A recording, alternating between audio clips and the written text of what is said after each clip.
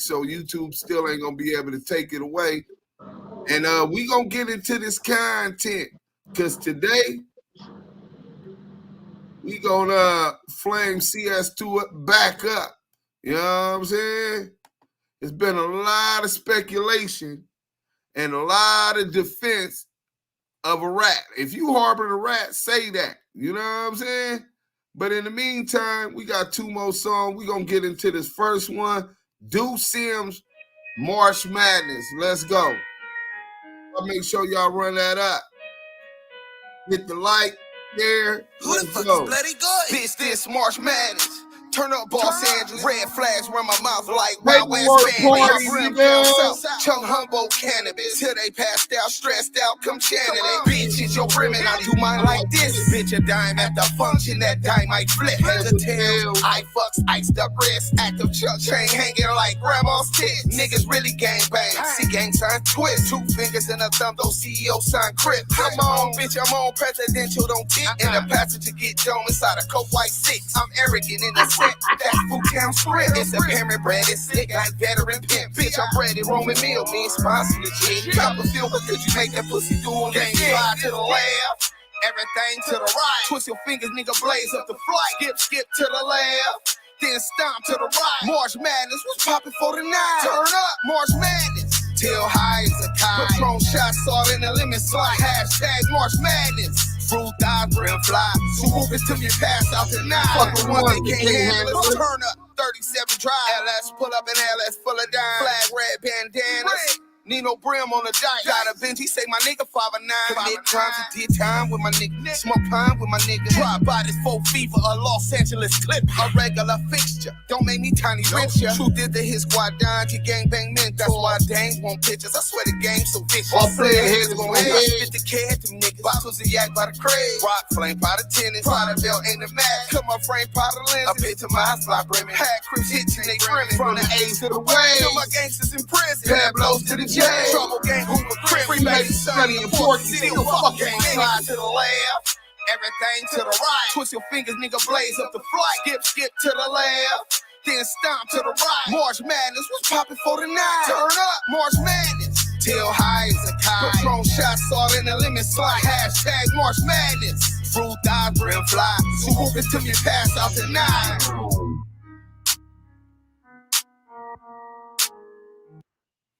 All right. Welcome to Damu Keyway Conversation. It's Do Sims the Don. Today we're going to be real strategic and precise the way we cut through with this paperwork because everybody been asking me where it's at. I tell them on my website. It's been so long ago they can't find it. We got some new revelations in case of the Streets versus CS2 back, a.k.a. WACK100. We definitely go get into that. But in the meantime and in between time, y'all share this live. You know what I'm saying? And we gonna play last song. Want to know exactly what's in your P.O. box without calling or getting in the car? Featuring Brianna Mary. Wouldn't it be great if you can manage and read your mail when Damu Keyway Conversation.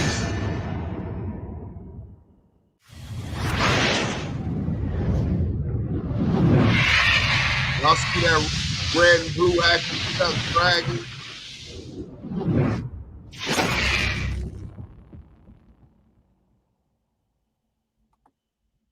Do Sims light up. The versatility is a quality every artist don't have. Let's go. Go run that video up. Subscribe to Do Sims Vivo. You see a lot of reenactments from different scenes throughout my life that we had people acting, playing me.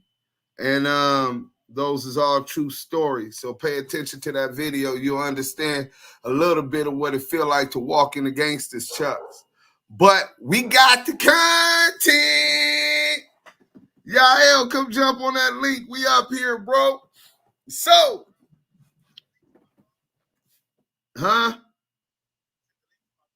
Instagram, bro. Okay, well, this is what I'm gonna do for you because you so special, the Keyway pop star, right? What we gonna do is we gonna go to Damu Keyway Conversations, because you run the IG page. So if he be in y'all DM thirsty and shit, now y'all know that's him and not me. I put it in the text chat. There you go. All right. Is we on? I'm just making sure that's good enough for you, sir. Maria home. Hey, we got 100 people in the chat. Let's hit that like button, subscribe, and we gonna get right into the content as soon as y'all come, because we want to make sure that he shout out the corporate sponsors. You know what I'm saying? And we gonna talk about what we got in oh, he here. My bad. Let me make sure I bring him on stage before I get cussed out. Yeah. Damu Keyway Conversations. Oh man, what it do? And another hot live and Clubhouse. I know we finna go in. Good content, great content. Before we get into all that, man, listen. Y'all finna get some hot content. Make sure, if you finna roll up top shelf, make sure you roll it up and unite it with United Color Wraps. That's unite your top shelf with United Color Wraps. Y'all finna get some hot content. We got berry, cherry, grape, banana, natural, apple. If I name it, flame it up with United Color Wraps, tobacco-less wraps and cones. That's United Color Wraps, tobacco-less wraps and cones. Salute to United Color Wraps for the sponsorship. Man, salute to Big U, man. We got the app up. We just need y'all to go ahead and transition over there. Download the Unique Music app where you're going to be able to distribute your music for free. Politic with the Damu Keyway Conversation teams, Do Sims, Diamond, That Girl Henny, and me, and everybody that's on Clubhouse that got them green beams on stage. Those are the mobs that's always on their job. Salute to the goo. Salute to you too, man. Salute to everybody that's in the chat too on Clubhouse. That's one of the hottest rooms on Clubhouse right now. And if you on live with us, we in the chat. Y'all know that's where it's at. We got the Blue Wrench mob. They always on their job too, man. And the Henny snipers. Salute to them. Hey, listen, some of the hottest content right now. Y'all dealing with the Damu Keyway Conversations live on YouTube and on Clubhouse. This is Damu Keyway Conversations. Well, we gonna start off with where it always start with a MF live. So we gonna stop sharing that and get right into the content, because somebody said they saved 7 Main Street Crips. I don't know how you can save 7 Main Street Crips from the law. Hey, Lamonte, hey, I saved them and they saved. Hey, listen, I saved them and they saved me in the paperwork because they changed my name. Or, I mean, they changed the game. I mean, they changed it. They changed it. They changed the name or the game? Because I heard, well, we'll get to that. Somebody's name was changed throughout the paperwork. And that's coming from a police officer that was some way investigated and or Reggie Wright Jr. And I dare Reggie Wright pork butt to not stand on it. You know what I'm saying? I dare you. You know what I'm saying? Whenever a police in his even a crooked police like Reggie Wright Jr., whenever a police officer, how you doing, Ella Rose? Good God Almighty, I see you, girl. But the police instinct tells him that he starts suspecting that WACK100 was an informant, so much so that he went and talked to Greg Caden and what's the other officer name? Diamond Dupree, right? Which is actually supposed to have been CS2 Back's handler. You know what I'm saying? And they lied for him. Obviously, he a 137. For those who don't understand what a confidential source 137 is, it's two kind of confidential sources. You got the informants that's going to testify if you go to trial and all of that. And then you got confidential sources 137, where the police and his handlers can't even reveal his identity to a judge. And that's what we're dealing with here when we talk about WACK100.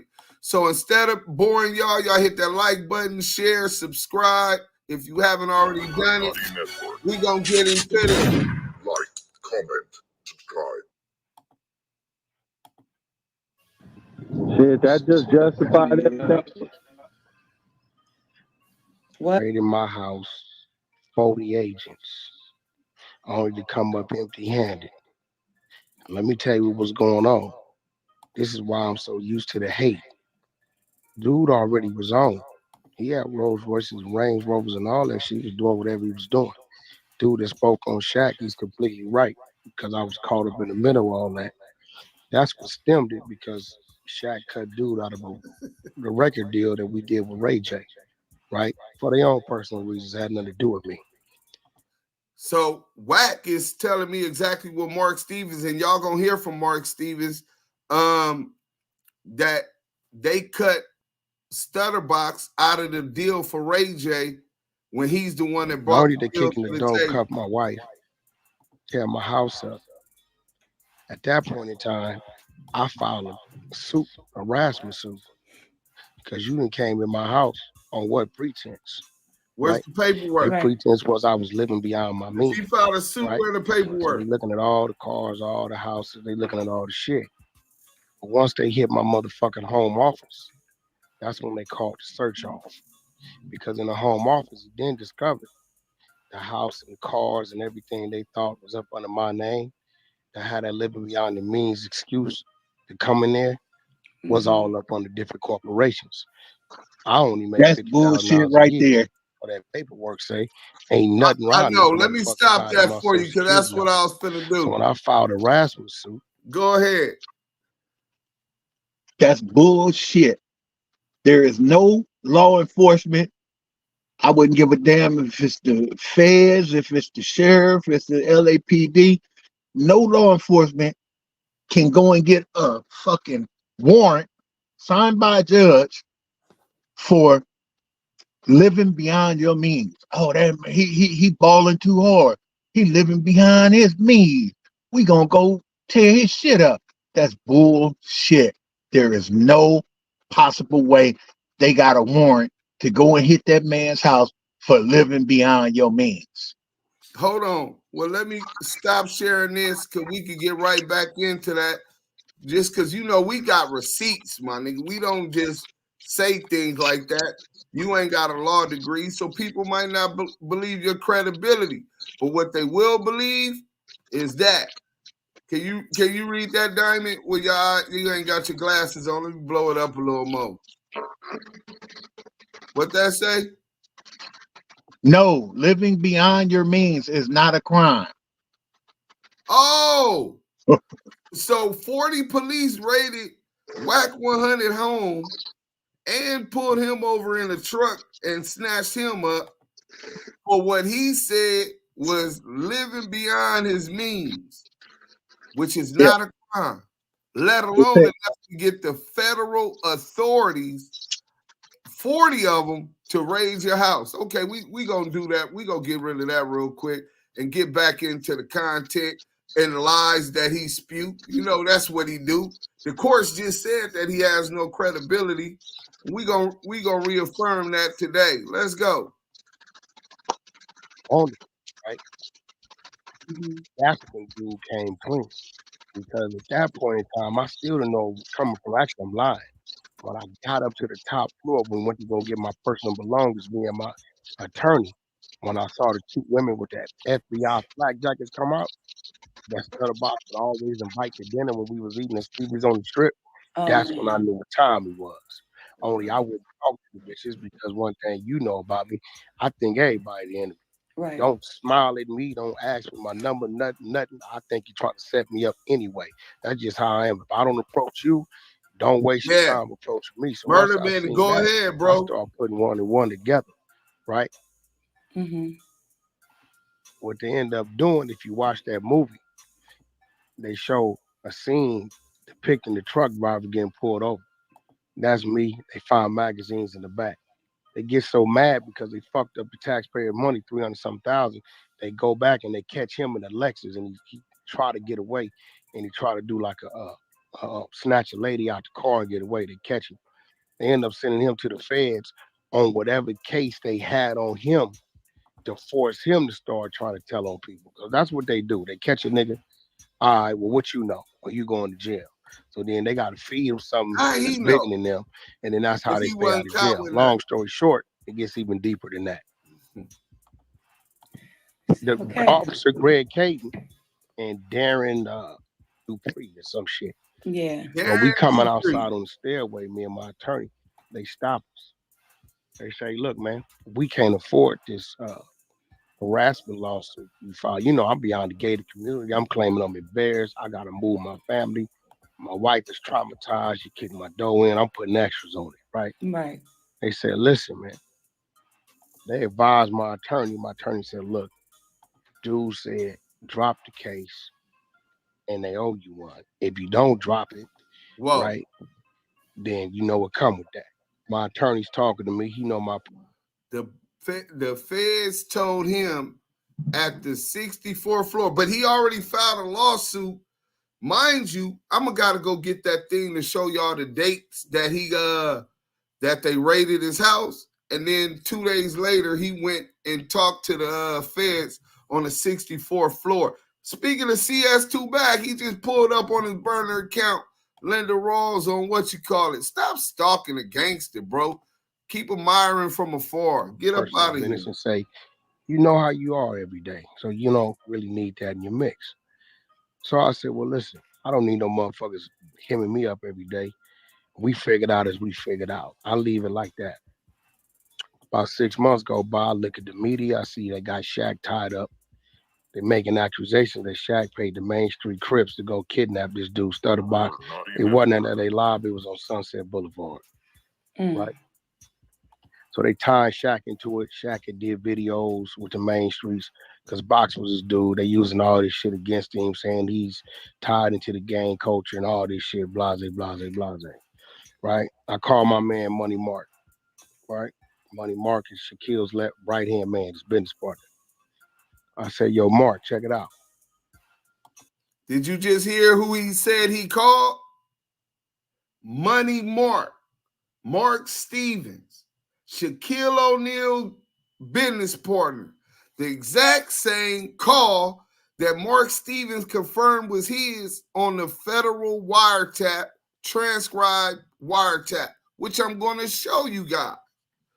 So he's admitting that he called Money Mark because he done got caught up. They done raided his house. He said Stutterbox told on him, so he's calling Money Mark. Let's go. Call my attorney. Tell my attorney, I said, put you online with that federal officer.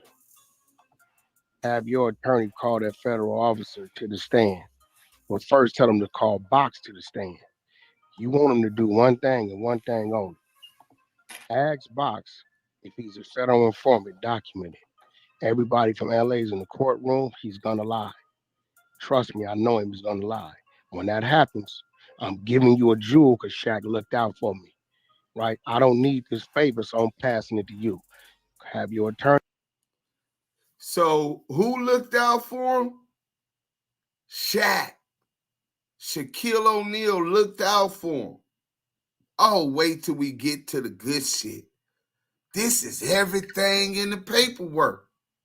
Attorney, call this Greg Cadence in, have him take the stand, and then let him tell the judge and present the documents he had, the fingerprints, all the paperwork, the payments they've been paying this dude every month to show that this dude is a federal informant.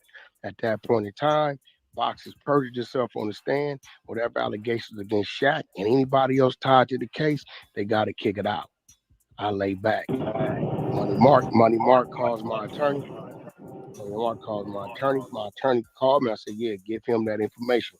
That favor they owe me, let them use it. He need it. I don't need it. Because they got Shaq in the trick bag. You can go to Google. That shit is still on Google. They do all that. Sure enough, he get up there, Box under oath, denies it, all this.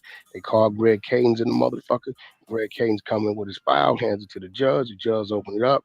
I guess, I don't know, it's some type of contract you sign when you signing up for these type of things, formal programs or whatever. Judge looks at it, calls, makes sure it's authentic, throws the case out. Not only does Shaq walk, but all the Main Street Crips walk too. So let me speak to that real quick.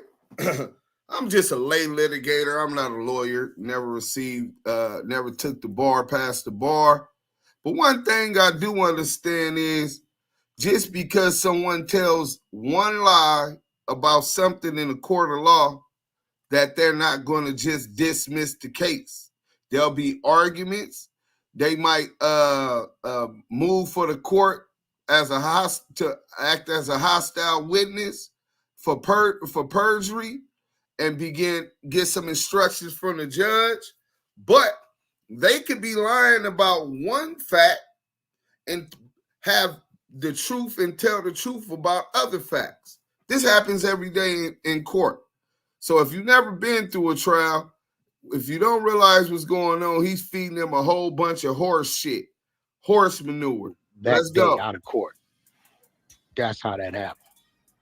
All right then. Damn, Wack, you the one that saved Shaq then. I saved right. I'm about to say and that. all the main streets. Just real shit. Just real shit. A lot of shit I don't talk about. Wrapped up in that shit. Yeah, there's real shit. A lot of shit I don't talk about, but that's just real stuff to do. To come in, that's why I'm like, my nigga, listen. I'm used to motherfuckers attacking my credibility and all that. That's cool. I'm used to motherfuckers being mad about what's real. That's cool. I tend to catch the flack because I speak on shit, or I know how to read and comprehend because I'm reading some paperwork or I'm reading a document that may be by a certain individual. They don't look at the individual it's about. They get mad at me saying, well, your platform is big and you use your platform to read it. Well, that's selective politics and that's cool. But that's just how that works. I've been on 23 years. So that's enough for that one. You know what I'm saying? You want to speak on this, before I go to this next video? Yael ain't with us. I knew he wasn't. I knew he was gonna do this shit. Diamond, you want to speak on it real quick while I get this other content? Yeah, man. For him to say that, 7 keyways. For him to say that he was owed a favor by the police, that's wild in itself. Right. What did you go to the 64th floor, as you said yourself, and telling people? Some powerful, strong shit. If you going up here to just pick up your property, you will go to the desk, pick up they will call down whoever's going to bring your shit down to you, and you're going to walk from right there at the desk. You go up to the 64th floor with your lawyer, y'all sitting in the room, talk about something. Y'all going to talk about some shit. You know what I'm saying? Right. You could piss on my head and tell me it's rain if you want to. You know what I'm saying? Like we ain't been out your motherfucking mind. Yeah, you out your mind. You went up there to the 64th floor with your lawyer. You know what I'm saying? You went to go talk about it. Then, yeah, he went up there and then he ended up bringing Greg Caden on the thing once I bring the paperwork. But let's go to this since he talking about he saved 7 Main Street Crips, right? He know who's the informant. He talked to the police. He filed a lawsuit. Where's the link in the paperwork to the civil suit you filed? Let's go. Shout out to Los Scandalous Los Angeles TV.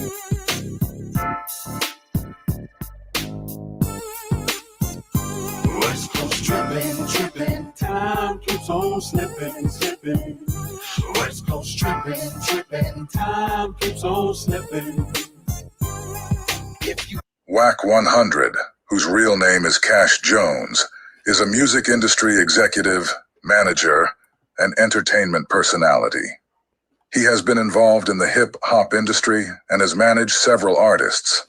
WACK100 is also known for his outspoken nature and has been involved in various controversies and public disputes.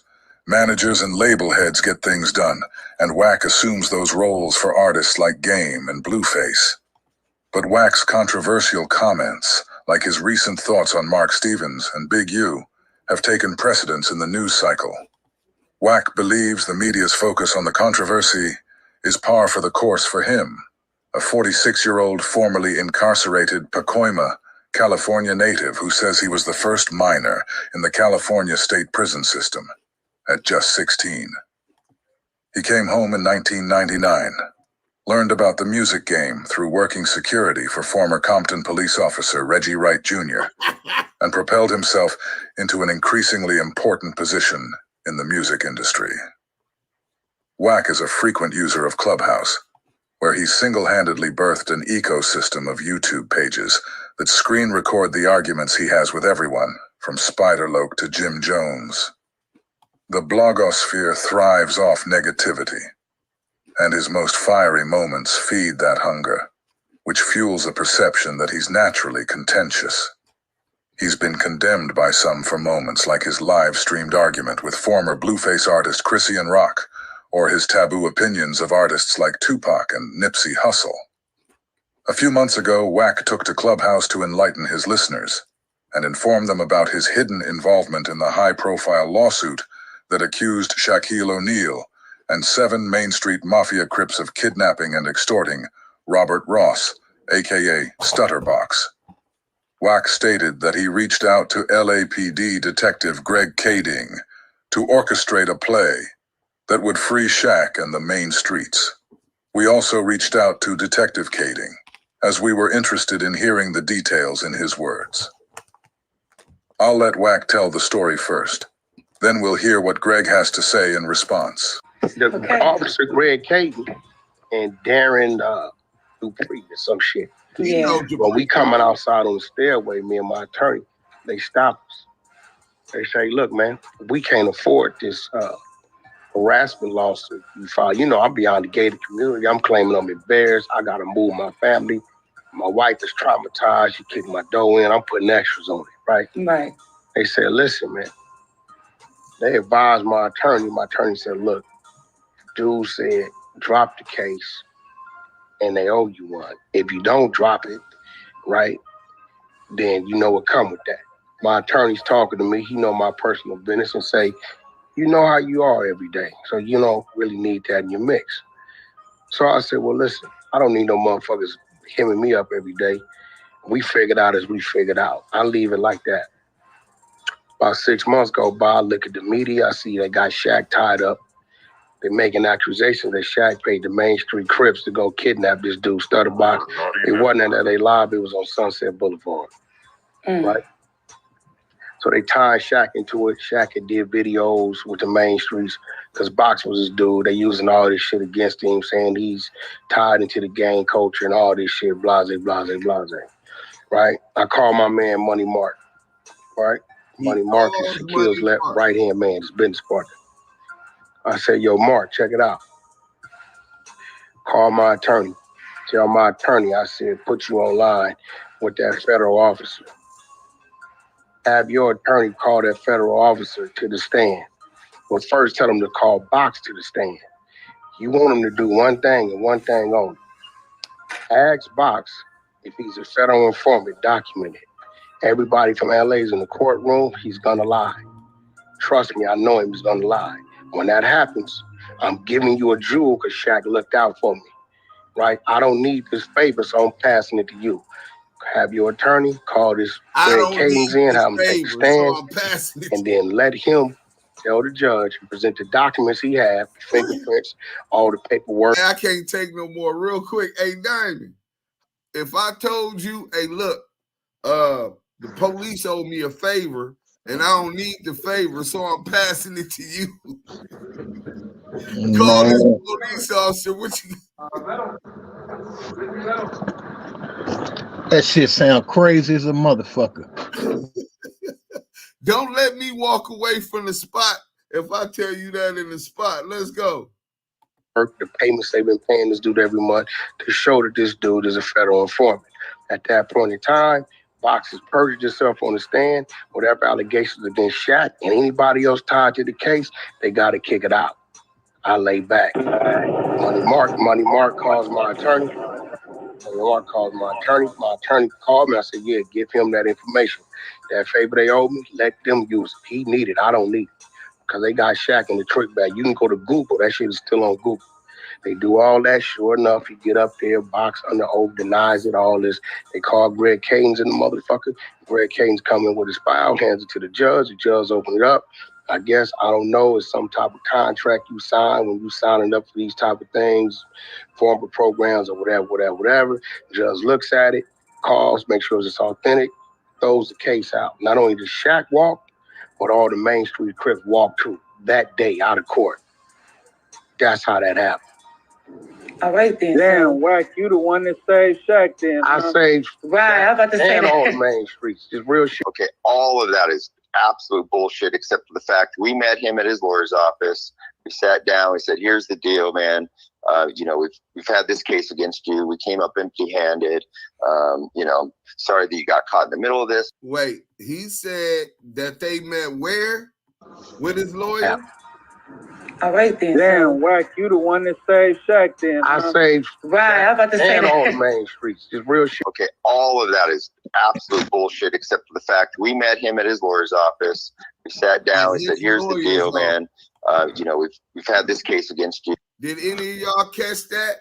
WACK100 is known on the internet, admits that he went and met them on the 64th floor. But here, Greg Cadence saying that he's lying. He didn't save 7 Main Street Crips. Officer Greg Cadence says WACK100 lied about helping Shaq and the 7 Main Street Crips. And he said he went and talked to Wack at his lawyer's office. Why is he lying? When Wack already told him that he went to the 64th floor. So we know that Greg Cadence gonna lie for him. Let's go. We came up empty-handed. You know, sorry that you got caught in the middle of this. Somebody put your name out there. We didn't know any better, so we followed. You know, we gave the fucking Stutterbox the benefit of the doubt. Here we are. You know, was there an apology? Nah, I don't know. It's my style to kind of apologize. Sorry you had to go through this. But nonetheless, it is what it is.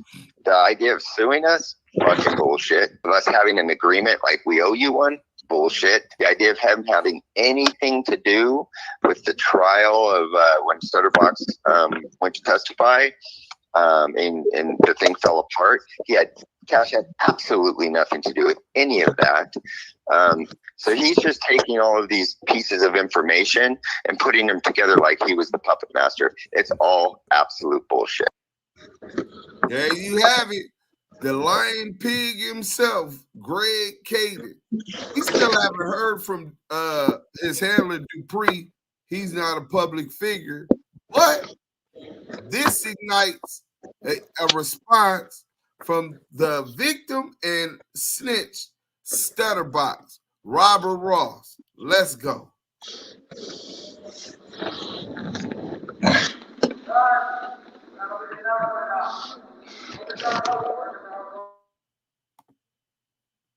Oh, we got it muted. Before you open your mouth. Let's go. Man, what's up with it, man? You know, I've been wanting to check something, but you always got to be thinking, man, before you open your mouth. Especially if you really thinking about moving, you feel me? It should be silence and violence. You know, I want to speak on this dude keep kicking my name. I told this nigga I'ma drown his ass, homie, on Main Street. I'ma drown, cuz. Let me tell you how I meet this clown, man. This nigga all in my paperwork, man. The nigga say box, the nigga Suge won't put me on, homie. I've been fucking with this dude for a couple years. I said, all right, homie. Since you my neighbor, I'ma fuck with you. The nigga begged me to put him with game. Begged me to put him with Chuck. Holla at Chuck for me, Box. Holla at Reggie for me, Box. They both told me 6 times, no, no, no. I say, homie, they don't want to fuck with you. Box, they'll do it for you if you tell them to do it for you. Okay, homie. Chuck, do it for me, man. And if cuz fuck up, I'll come over there and move cuz out your camp myself. Chuck said, Box, you got me? I said, cuz I got you. Changed cuz life, man. He ain't looked back. In the meantime,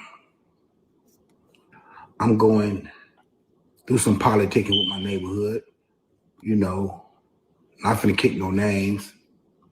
Rest in peace to the G homie. You ain't saved no homies, homie. You ain't changed my daughter diaper.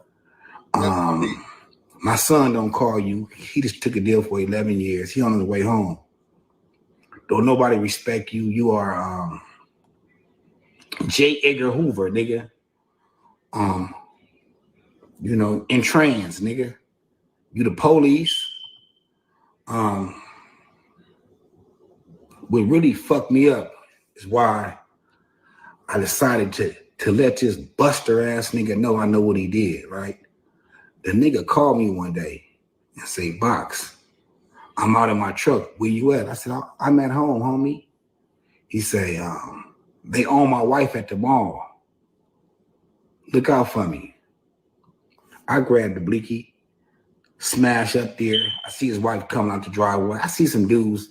They most likely probably trying to holler at her. I don't know, right? But they disrespecting her her movements. So I get them up off of them. I ain't gonna say what I did, but I got the niggas up off of them. Up off of her. Fast forward, I'll get to some gangster shit. Nigga almost killed me and my baby mama, put like 20 holes in my Rolls Royce. See, but where I'm from, niggas beef, 3, 4 niggas, 5 niggas get killed, and niggas squash it. This old buster ass nigga from the valley, since hanging around me, he know a few people I know. He trying to reach out to the nigga behind my back to give the nigga my address, because we stay across the street from each other. Like, so Wack and Stutterbox live across the street with each other. He said he having hood politics with the dude, the boogeyman in his hood. Rest in peace, Deldo, right? He said, now you can hear what happens now. Catacorn. This damn near 20 years ago, though. This nigga keep kicking my name, infatuated, but he's a homosexual after 20 years. Wack, you know I'm gonna drown your ass on Main Street. I'm gonna drown your ass. First chance I get. I can see how, no disrespect to Nip, cuz, but I can see how a nigga drown a nigga then turn back and kick him in their motherfucking face on Main Street. But anyway, I call Wack. My Rolls Royce gets shot up. My girl almost get killed. I lay on top of her. We make it up out of there. Wack see the bullet holes in my car the next day. He reaching out, trying to contact the nigga who supposed to be the boogeyman. I know where the nigga live at, behind my back. It's in the paperwork. All on wiretap. That's why you're... He said that Wack gave up the address to the boogeyman and told him, I know where he live at, and it's all on the wiretap. Let's go. House got ready, you bitch ass nigga. You conspiracy to commit murder, nigga. You buster ass nigga. But let me tell you how it play out. I call cuz, like, cuz, it's 3 niggas sitting in front of your house, cuz. Is these your homies, Wack? Oh, no, Box, I know who that is. I jet fuel out the house with the fully. Then niggas probably almost shot each other trying to pull off. You feel me? Almost shot each other. If I know what I knew now, I would have jumped over their car, cuz, ran across the lawn, kicked in Wack door, and killed cuz on Main Street, on Mafia. You's a buster, nigga. You the police.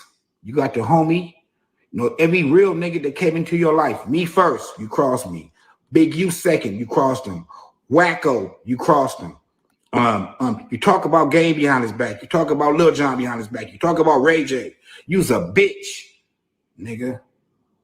And you know, it's like, you know, like Malcolm has said, when a chicken come home to roost, it's all mafia, cuz. It's all mafia. A nigga holler at you, homie. You know, you police ass nigga. Talking about, nigga, the first code of conduct is you don't talk to the police. Nigga, you is the police, nigga. Now, he said, WACK100 said the first code of conduct is you don't talk to police. WACK100 said the first code of conduct is you don't talk to police.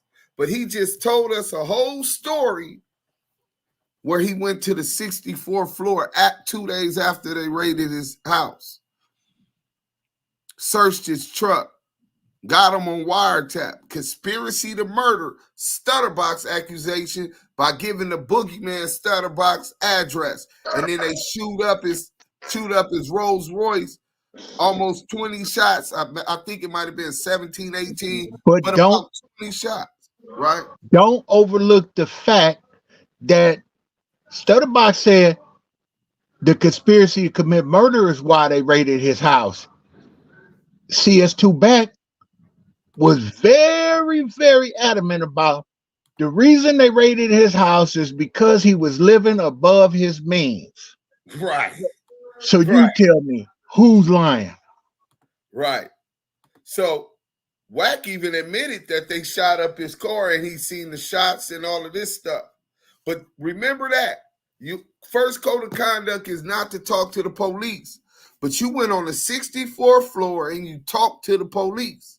So we want to know, we want you to bring that statement and let us know what you said to them, because you weren't supposed to talk to the police.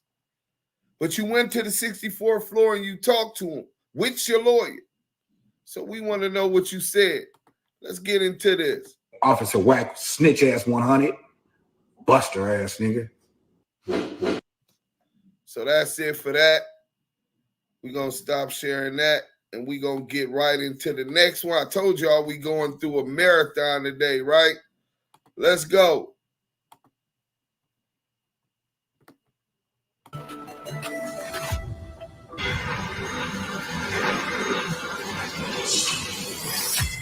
Yo, it's Duff for the Cloud Chaser TV, man. We back up in this thing again, you dig? WACK100, most famously known for arguing on Clubhouse and exposing snitches and often fake paperwork on rappers like Jim Jones, 21 Savage, and even OGs out west like Big U, has been exposed as a confidential informant according to paperwork produced by his defendants, Robert Ross, also known as Stutterbox, and Shaquille O'Neal's business partner Mark Stevens. In order to clearly understand how WACK100 came to snitch by wearing a wiretap, we must first examine this case by basketball legend Shaquille O'Neal and the Main Street Mafia Crips out in Los Angeles. Lawsuit.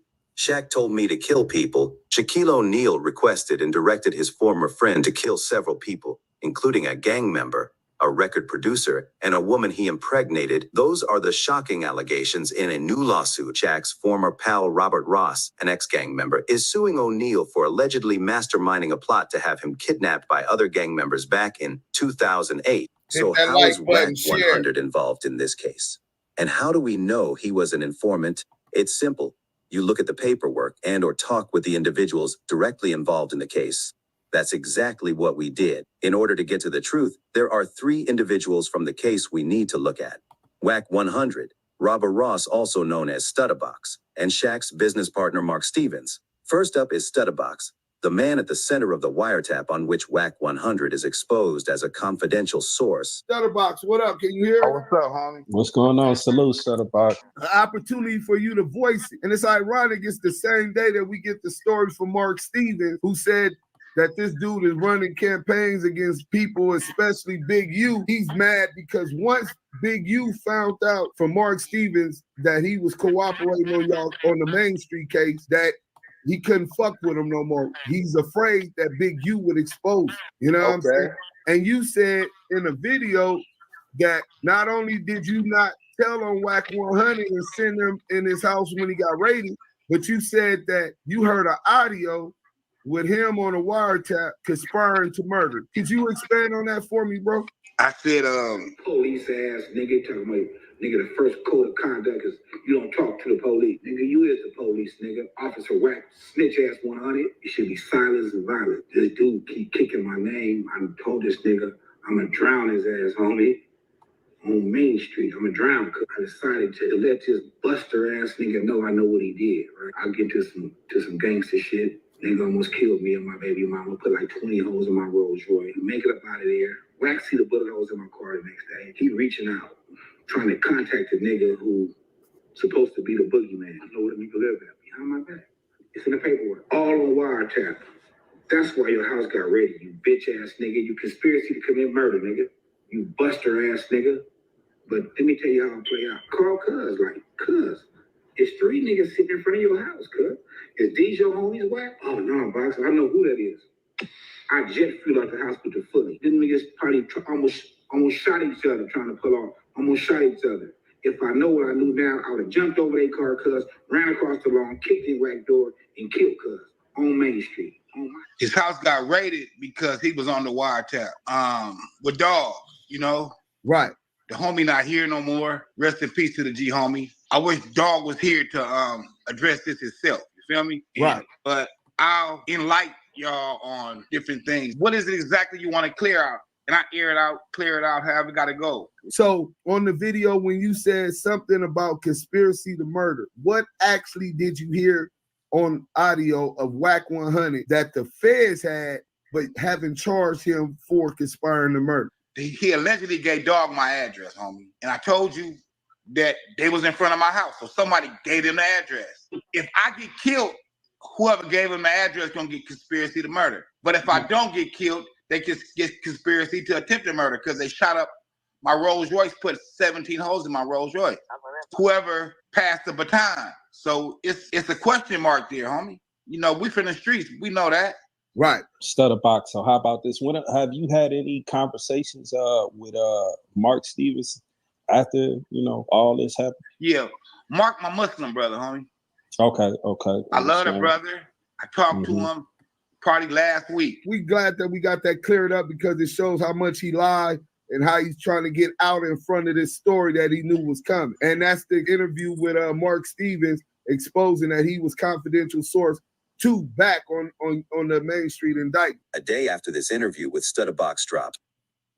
Real quick, Jamie Cosby, go on Instagram at Active Chucks and DM me and let me know, and we gonna work it out. Let's go. Confirming that WACK100 was caught on a wiretap with a conspiracy to commit murder, yet never going to jail for it. Wack decides to call up Stutterbox himself on a recorded phone line. Let's play Stutterbox talking to Wack. This is what I'm trying to figure out, though, Box. Help me understand this, because me and you both know that whole case was your thing. What is Mark saying I had to do with the case, bro? Wack, listen, in the paperwork, it said you tried to call Dog, remember? I tried to and he call won't take your call. And I sent it to you. And he said, I talked to Dog. But he said he didn't talk to you. He wouldn't take your call. But they said he wouldn't talk. Yeah, and Dog said he was cool. He didn't want to talk to you in the paperwork. Mark That's what you said is going off of what that whole Main Street shit, that was your play.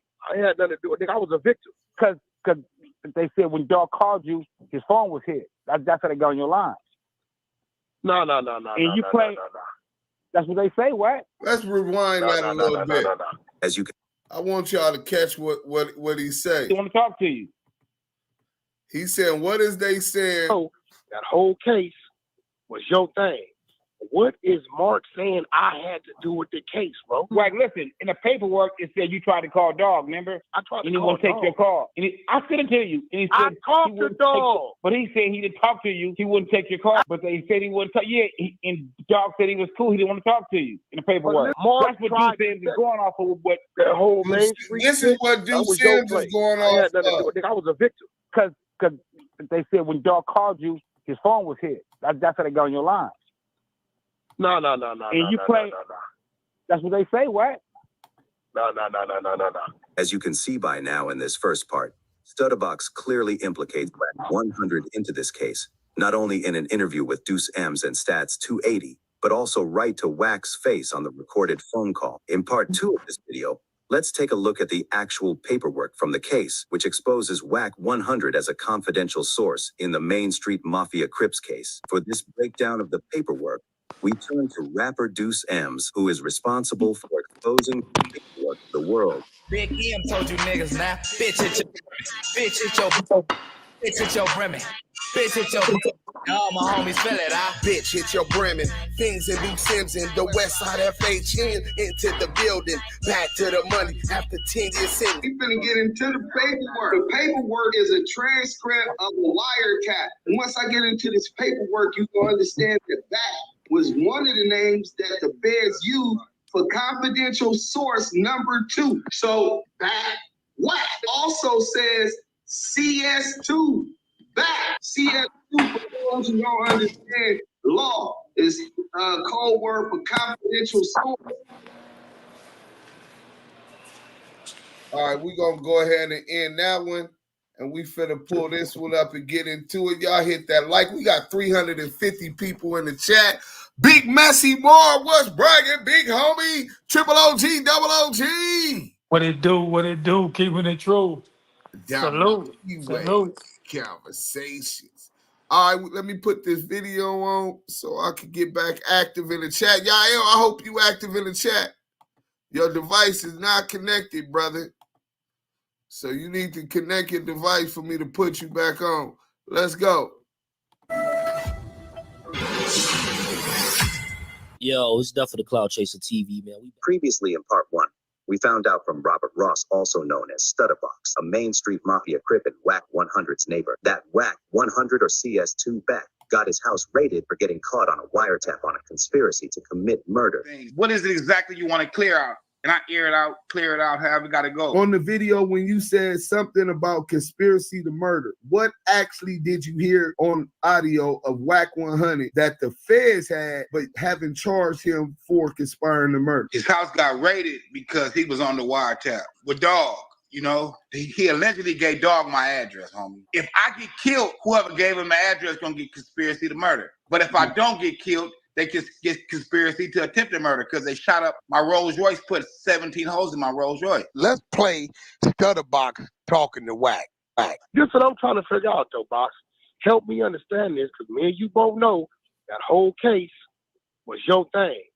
What is Mark saying I had to do with the case, bro? Like, listen, in the paperwork, it said you tried to call Dog, remember? I tried to and he call wouldn't take Dog. your call. And I sent it to you. Saying he didn't talk to you. He wouldn't take your call. Dog said he was cool. He didn't want to talk to you in the paperwork. Mark That's what you said is going off of what that whole Main Street shit, that was your play.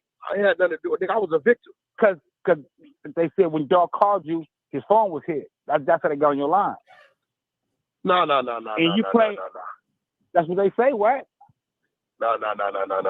As you can see by now in this first part, Stutterbox clearly implicates WACK100 into this case, not only in an interview with Deuce M's and Stats 280, but also right to WACK's face on the recorded phone call. In part 2 of this video, let's take a look at the actual paperwork from the case, which exposes WACK100 as a confidential source in the Main Street Mafia Crips case. We finna get into the paperwork. The paperwork is a transcript of a wiretap. And once I get into this paperwork, you gonna understand that that was one of the names that the Bears used for confidential source number 2. So that WACK also says CS2.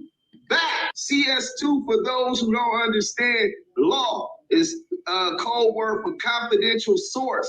But once I get into this paperwork, you're going to understand that that was one of the names that the Bears used for confidential source number 2. So Tiny Draws told that nigga, you on paperwork, nigga. Yo, what's up, Bat? What's up, Bat? And didn't nobody understand why he was calling him back. You lying. Are you dumb or something? How young back? Go ask How your young back? uncle if he didn't see my daughter. How young back? Let's talk about a little back. Who's back? I don't know. You know who back is. I don't know. You know who that exactly who back is, nigga. I don't know who that nigga is. You know exactly who back is. Stop playing I these don't games, know nigga. who that nigga is. You know about Marky Mark. You know about Stutterbox. You know about Dale Dog back. Stop playing these games, nnigga. Stop playing these weird ass games, nigga. Yeah, stop playing these games, nigga. Hold on, what Stutterbox got to do with something? Yeah, you know. Hey, what Stutterbox? Man, got to put do that on Pyro. But Put that on Pyro. That's gonna be another story we gonna talk about hey, later. What Stutterbox got to do with something? He got. I'm talking about that paperwork, nigga. You know exactly what I'm talking about. You saying I'm on paperwork? Bro, am I lying? Put that on Pyro. You saying not. Wax on paperwork? Put that on Pyro. You not. Put that on 6-0 Wax on paperwork. 6-0 Crip, nigga. You on paperwork. Put that on Pyro. You not. Put that on. Man, put that on Pyro that you got on that case. Produce it. Put that on Pyro that you're not on that case. You know I'm the one got told on, Put right? that on Pyro, we didn't make statement. So Tiny Draw said that the nigga name was back and that he was on paperwork. Well, the paperwork is a transcript of a wiretap, and it's from Dale from Mainstream Mafia case, rest in peace. So we goes to the first page, and it has the session 18202. This is the wiretap, date and time 8/5/2008 through 9/22/38 to 9/29/39. Duration for 7 minutes, 1 second. This is the Fed's breakdown.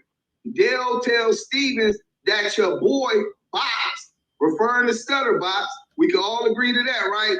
Went south. Back wants Dale's phone number. Back needs to talk to Dale. It's important. Back whack, right? But it also says CS2 back. CS2, for those who don't understand law, is code word for confidential source. Number 2. At some point, you get a phone call from WACK100, Cash Jones. What did he contact you concerning? He wanted to reach out to Dale Dog, rest in peace. I got the whole transcript, of the whole wiretap. Lawyers that was involved, they was able to get the discovery. But when you get the discovery, was part of that the actual wiretap? Do you see your conversation with Cash Jones in them transcripts? Paperwork, they put him as back. BACK. I kept asking the lawyer, like, who the fuck is? I ain't talked to no back. And they said, nah, that's whack. But they put him as back because he a blood. Was this back also referred as confidential source number 2? Yes, sir. So you get into Dale talks about Box incident and back wanting to talk to Dale. Wack wanted to talk to Dale Dog. Mafia talk and someone talking too much. Box with a question mark. Sound like back, which is Wack, has info on Stutterbox and talking about phone lines being compromised. So Wack is wanting to talk to Dale Dog, so he goes through the Mafia's talk, who we gonna use as Mafia talk for this, not to involve nobody else, right? He tell Mafia talk, look, I need to talk to Dale Dog. That nigga Stutterbox went bad. Well, Wack knows Stutterbox because that's his neighbor. In fact, that's how Wack even know Dale Dog. So the only way you would know that the wires is tapped, and the only way that you would know that Stutterbox had went bad, nigga, is if you done went and talked to them people. Wack admitted that he did go talk to them people on the 64th floor. Raided my motherfucking crib, didn't find nothing. Cut my wife up, searching, going through everything. They ain't found nothing. When I went down to the federal building with my attorney to get my shit they took out of my office, every bitch was on that floor with FBI flak jackets on. That's the first thing I saw. I'm like, damn. It goes into saying Box punked the game. 2 messages on Mark's phone. Mark is involved on the gang business and operations. Duke. Back is calling on another line to Mark. It says, hit me about 3 times.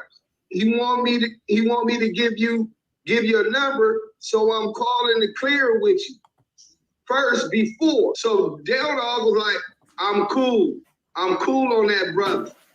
Right? Nigga, he don't even want Wack to know his number. So the nigga Mafia, he come back and say, oh, okay, you don't want? All right, so you don't want to do no hollering, all right. He said, what's up with you though, man? Dale Dog changed the subject. So the dude Mafia style say, what we'll talk, man, you know, I just need to know, man, you when I talk to back, which is WACK100, I'm just gonna tell that nigga, man, oh man, well, you know, homie, you been on the phone with dude, and you know, like basically you been on the phone with Stutterbox, and you know, like, you know what? I'm saying you right, man. No telling what lies he told a nigga on the phone. You know what I'm saying? So they already own Stutterbox and WACK100. And then also this Dale Dog. And then when you call the dude, you make the dude talk about certain stuff on the horn, you know? You know that's what they got going on. He talking about Stutterbox and WACK100 got that going on. I ain't got no time for this dude. So then Mafia style say, I mean, you know that's good information. See, now I know how to, like I said, I ain't helping the Wackboy in a minute. The Wackboy in a minute. I talk to dog. Hey. Hey, Yael. That nigga said I talked to dog. But in the midst of the conversation, just for those who are slow and can't keep up, this is from a federal wiretap, the same wiretap, transcribed wiretap Mark Stevens said that he had. How do you think we got it? The police detail what is summarizing what is the call is about. Confidential source 2 back makes a call to Mark Stevens. Just so we all correct, Yael and Diamond, who did the confidential source call? Who called Mark Stevens? You said who called? Wack called Mark Stevens. Right. Well, we just going by the paperwork right now. It said the confidential source 2 back called Mark Stevens several times, left messages and all of this. At this point, he gets through. He says specifically, matter of fact, let me pull the paperwork up so we could go over this for y'all real quick. Hold on. We gonna break this shit down real quick so that y'all can see it, right? All right. Marvin Johnson, your device gotta get connected, and then I'll pull you up, sir.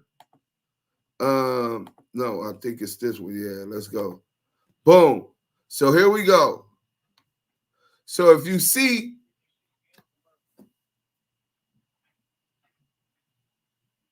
if anybody ain't muted up on Clubhouse, mute them up. If they come back off, send them to the goo. So let me blow this up because you really can't see it first. I'm sorry, Jay. We got to hide your comment so the people can see it. So Dale Dog tells Stevens that your boy Box went sour. CS2 back wants Dale's phone number. CS2 back wants Dale's phone number. Back needs to talk to Dale. It's important. So it comes down to it. Mark Stevens hit me 3 times. He want me to give him your number. So I was calling to clear it with you first before I give him your number. He called me and Dale Dog. I'm cool on that, brother. Mark Stevens. Oh, okay. So you don't want, all right. So you don't want to do no hollering? All right. Dale Dog. What's up with you though, man? Mark Stevens. We'll talk, man. You know, I just need to know, man, you when I talk to Back, I'm gonna tell that nigga, man, oh man, well, you know, homie, you been on the phone with dude, and you know he been on the phone with who? Stutterbox, right? And Stutterbox, and you know what I'm saying? You right, man, no telling what lies he told a nigga on the phone, you know what I'm saying? Dale Dog. And then, though, when you call the dude, you make the dude talk about certain things on the horn. You know that's what they got going on. Dale Dog is telling Mark Stevens, Hey, Lamonte, listen, I don't care about none of that. Hey, the paperwork is fake, you fake. God move keyway conversations. So he say, you know that's what they got. Dale Dog telling, making sure Mark Stevens, you know that's what they got going on. You know, try to get niggas to talk about certain stuff on the horn. When he say they, he's talking about who? Stutterbox and confidential source 2 back. I ain't got no time for this dude. UI Mark Stevens. I mean, you know, that's good information. See, now I know how to, like I said, I ain't helping the Wackboy in a minute. You know what I'm saying? He called me out of the blue yesterday. Last night.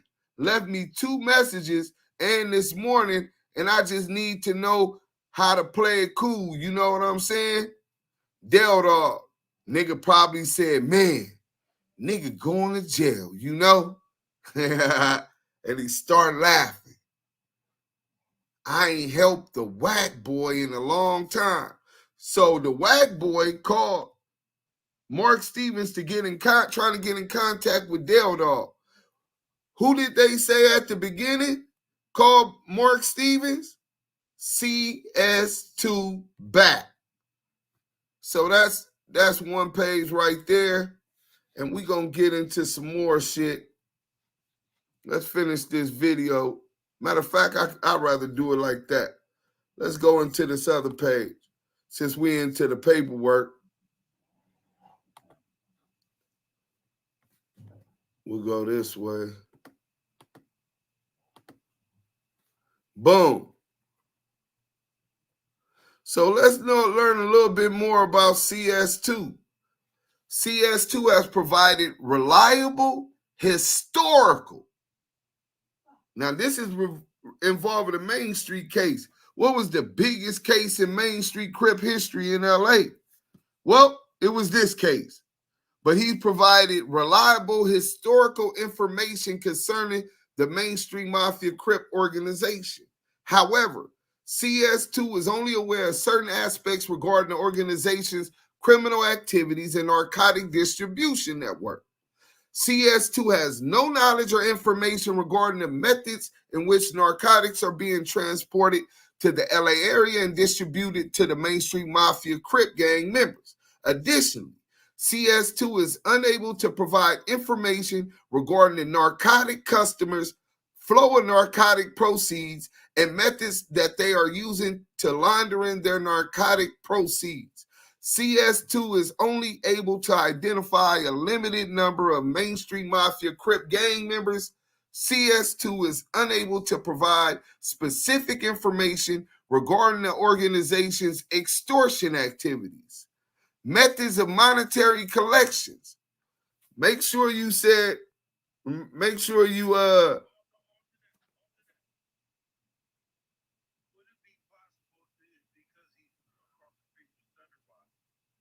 hey, bro, mute up. We live. You can get to that later on. Hey, if people come off they mute, make sure y'all shoot them.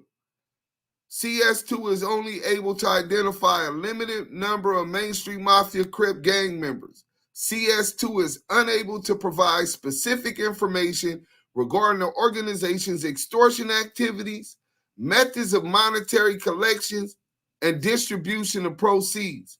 CS2 is also unable to provide any information regarding the Main Street Mafia Crip Association. Damn, that's a lot of shit a snitch can't provide no information from. Let you know that he don't really have that close ties like that to these guys. So let's stop sharing. Boom. All right. And then we're going to go back over here. And we're going to go back into the video real quick. And we'll get back to some more paperwork later on. How about that? Because we got the content. Hit that like button, share, subscribe if you have. You know what I'm saying? He called me out of the blue yesterday. Not yesterday, last night. Left me 2 messages. And this morning. And I just need to know how to play it cool. You know what I'm saying? Nigga probably said, man, nigga going to jail, you know? Laugh. The nigga got to laugh. So that's the first page. Hold on, we ain't finished. We got some more shit that's gonna talk about that. Or confidential source number 2, aka WACK100. Go to the next page with other leaders of the Lawrence Gang organization. CS2 is able to provide limited information regarding violent assaults committed by the Main Street Mafia Crip, including shootings, burglaries, and murders. Confidential source 2 is unwilling to testify in court against members of Main Street Mafia Crip because confidential source 2 is fearful of retaliation against confidential source 2 and or confidential source 2's family. Tiny Draws called that nigga back because he already has seen this, bro. That nigga wasn't capping and he knew he could stand on that. WACK100 is confidential source number 2. They put him as back. WACK. I kept asking the lawyer, like, I ain't talked to no back. And they said, nah, that's whack. But they put him as back because he a blood. Say that he provided reliable information previously. The nigga say confidential source number 2 has provided reliable historical information concerning the Main Street Mafia organization. However, confidential source 2 is only aware of certain aspects regarding the organization's criminal activity and narcotic distribution network. So he only know a little bit about how they move and work.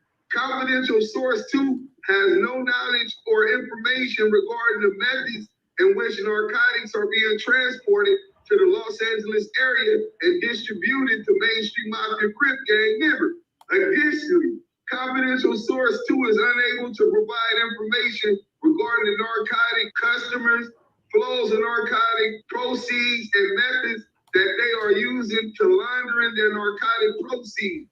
Confidential source 2 is only able to identify a limited number of Main Street Mafia Crip gang members. Confidential source 2 is unable to provide specific information regarding the organization's extortion activities, methods of monetary collections and distribution of proceeds, because he ain't from Main Street.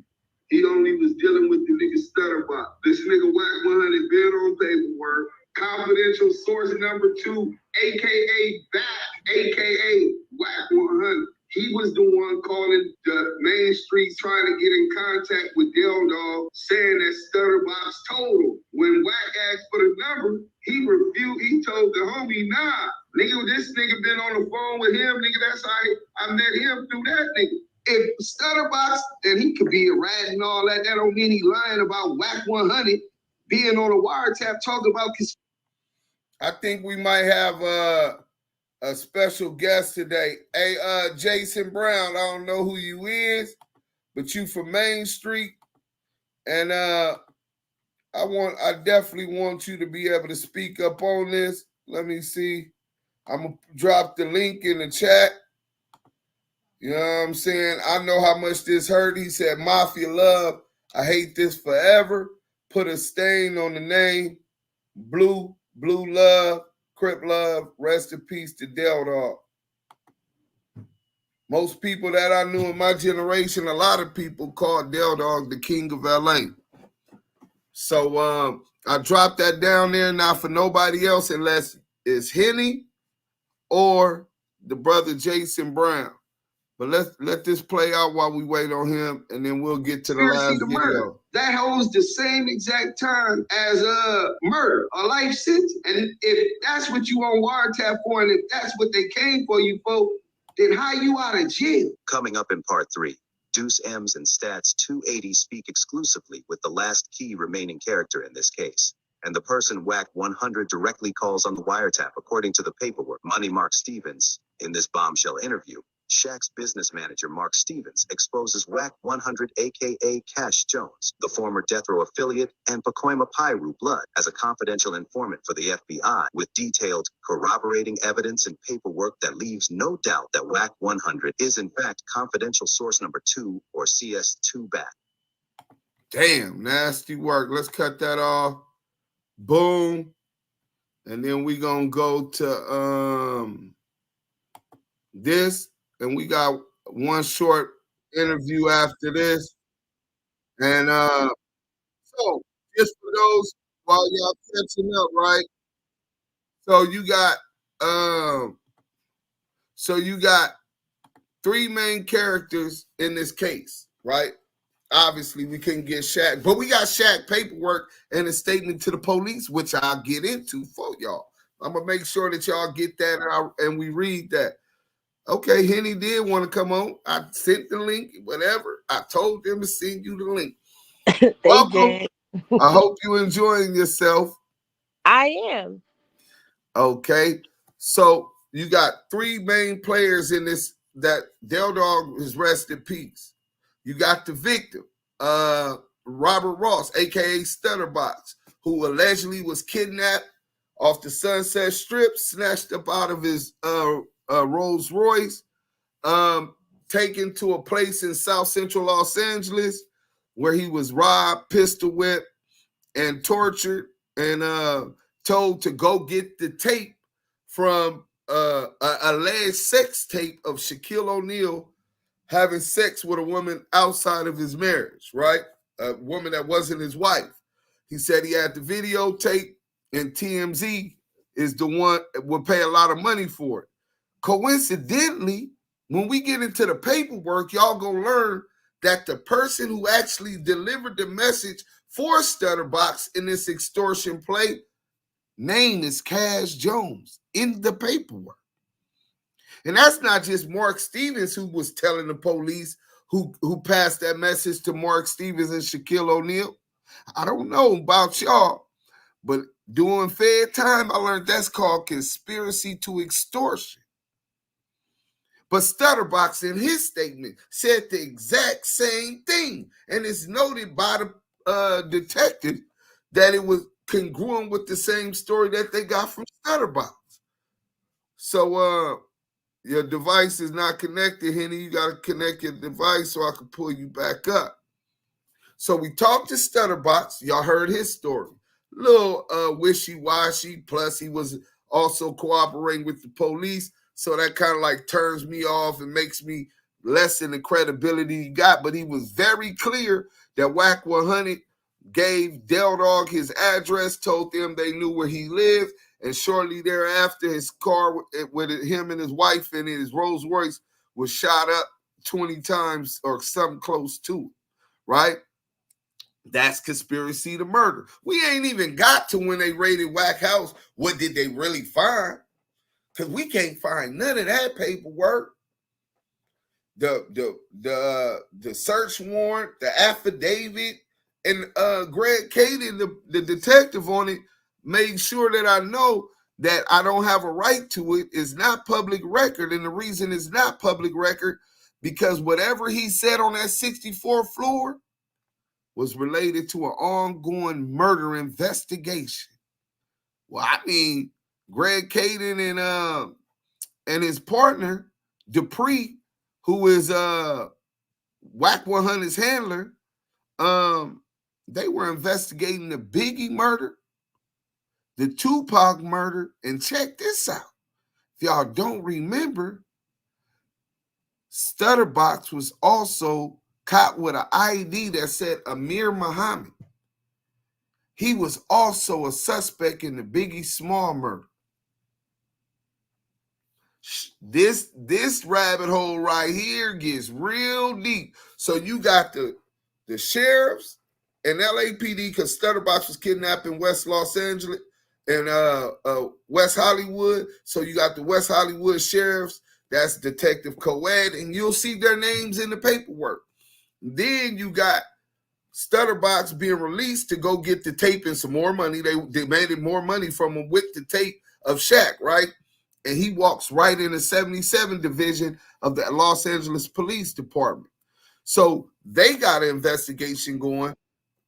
The West Hollywood sheriffs got an investigation going, and unbeknownst to them, you had the federal wiretap. The feds were already on all of them for all of this type of stuff and other things. But I guess old boy from Main Street didn't want to come on, so we finna make sure we get y'all this content. I got a question, something for everybody else to think about as well. Go ahead. Everything that WACK seems to do involves some type of federal something.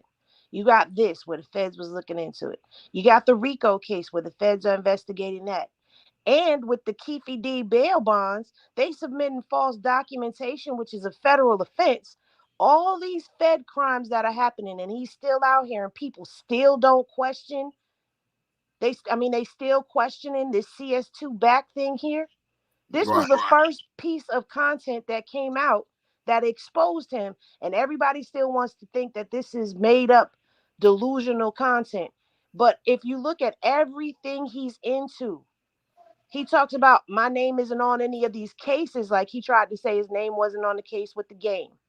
But clearly, Priscilla going after both of them. He trying to say he don't have nothing to do with any of these cases that his clients are in. But yet, what the cases that do involve you, that do have your name on it, They're all fed, but you still out here on these streets. You got clubhouse rooms that are being investigated or watched and listened to by the feds and local government, because even in the Keefe D transcripts, it said that they listened to him on Clubhouse. So clearly everything he's doing is under investigation, but he's still walking around and nobody believes that he is an informant on some shape, form, or fashion. Right. Well, you know, they got more excuses than a nigga going to jail, but they boss ain't going to jail. I can guarantee you that. He high power ratting. Screen TV News says, what about the statement David Austin made? The statement David Austin made. Well, that was Big U's alias, and the statement David Austin made was inadmissible in court. He's saying I should have never worked with Eddie Boy because Big U, David Austin, never waived his Miranda rights. So it's not admissible if he didn't waive his Miranda rights and you cannot prove that he told you that story. And I don't know where you from, Screen TV News. He definitely ain't from LA, I'm quite sure, right? And not only did he not make the waive his Miranda rights, he said he never made that statement at all. Right. So it's his word against the police. And now, let me ask you this, Diamond. I'm from South Central Los Angeles, right? You from South Central, right? Different sides. People politic a little different. If your homie didn't waive his Miranda rights and a pig who can lie and say, oh, Deuce Sims told me that you did this, right? And if you bite it and give them the information, said, no, it was him that did it and this and this and that, they can utilize that. In that situation, how many times out of 10 do you got to give your homeboy benefit of the doubt with just his word against the pigs? Shit, 10 out of 10. You know, because you got to understand, and back in them times, you talking about them as the Daryl Gates days. They doing all kind of foul shit. Right. So that's your answer. What was his name? Screen TV News. I hope you report that. You got the right to share the truth. You know what I'm saying? Hey, Deuce, we got a super chat, Deuce. We got a super chat. Okay, let's get to it. Let me read it real quick. Hey, super chat in the building. We got Shadia621 with let's get these likes up for the content. Chuck Diamond, Henny, salute, thumbs up with the $4.99 super chat. We appreciate it and everything that is given to the Dominant Keyway Conversation team. Salute to y'all, man. Bless you and your family. All right, we'll get back to it. Mute up. You got too much background noise, bro. We're going to get into this one, and then we're going to get into the paperwork. See, we showed y'all the wiretap. You know what I'm saying? That's what I first dropped. But let's get into this.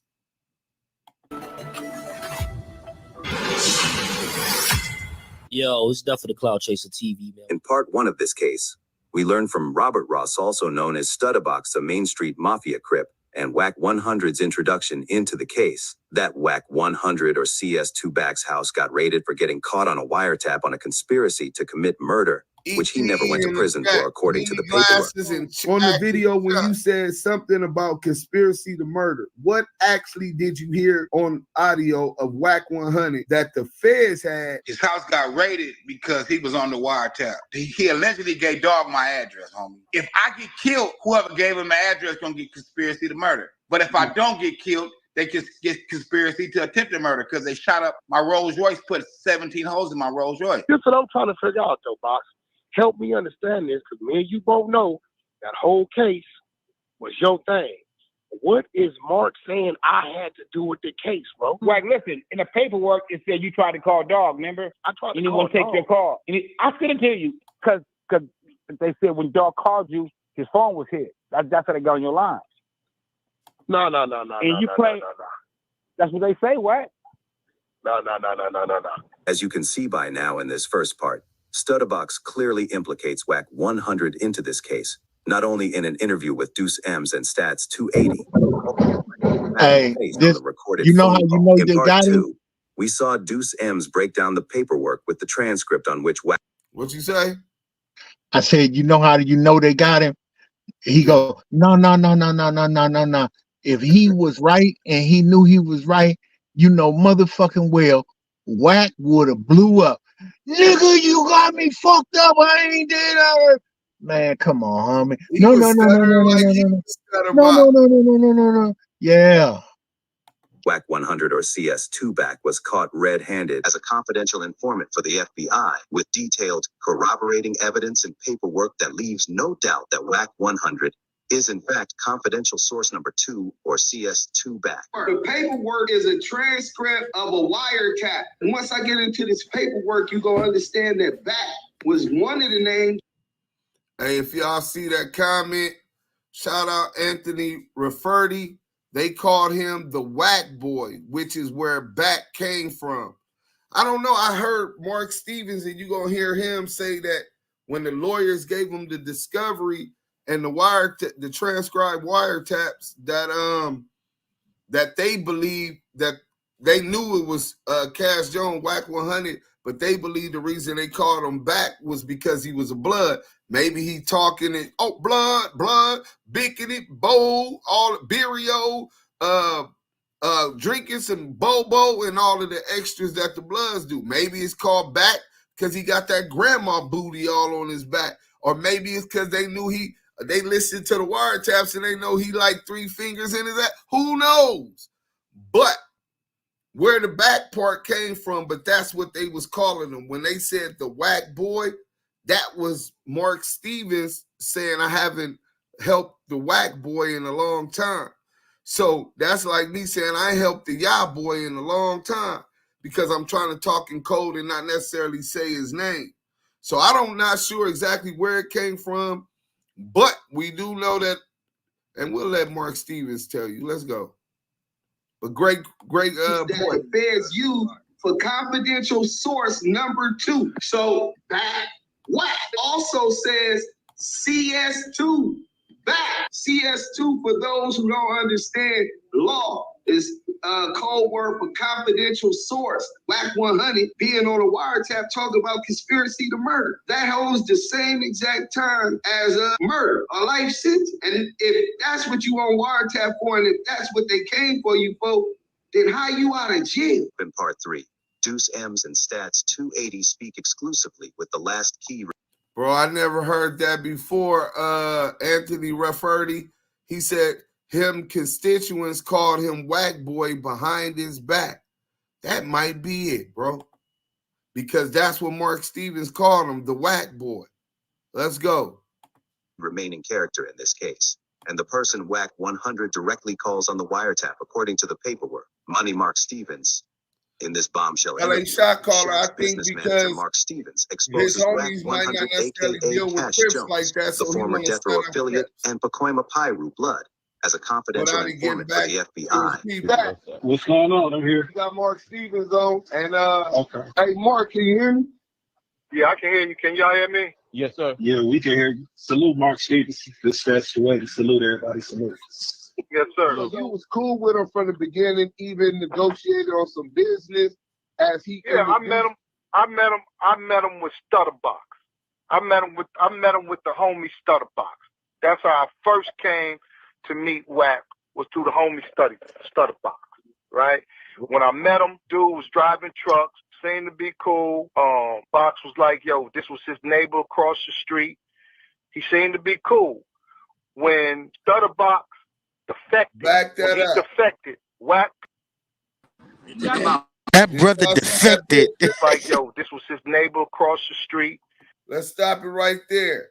Shout out to homie Doe, Color Raps and Combs, Mark Stevens right here, Stephen A. Smith right here, and Big U right here.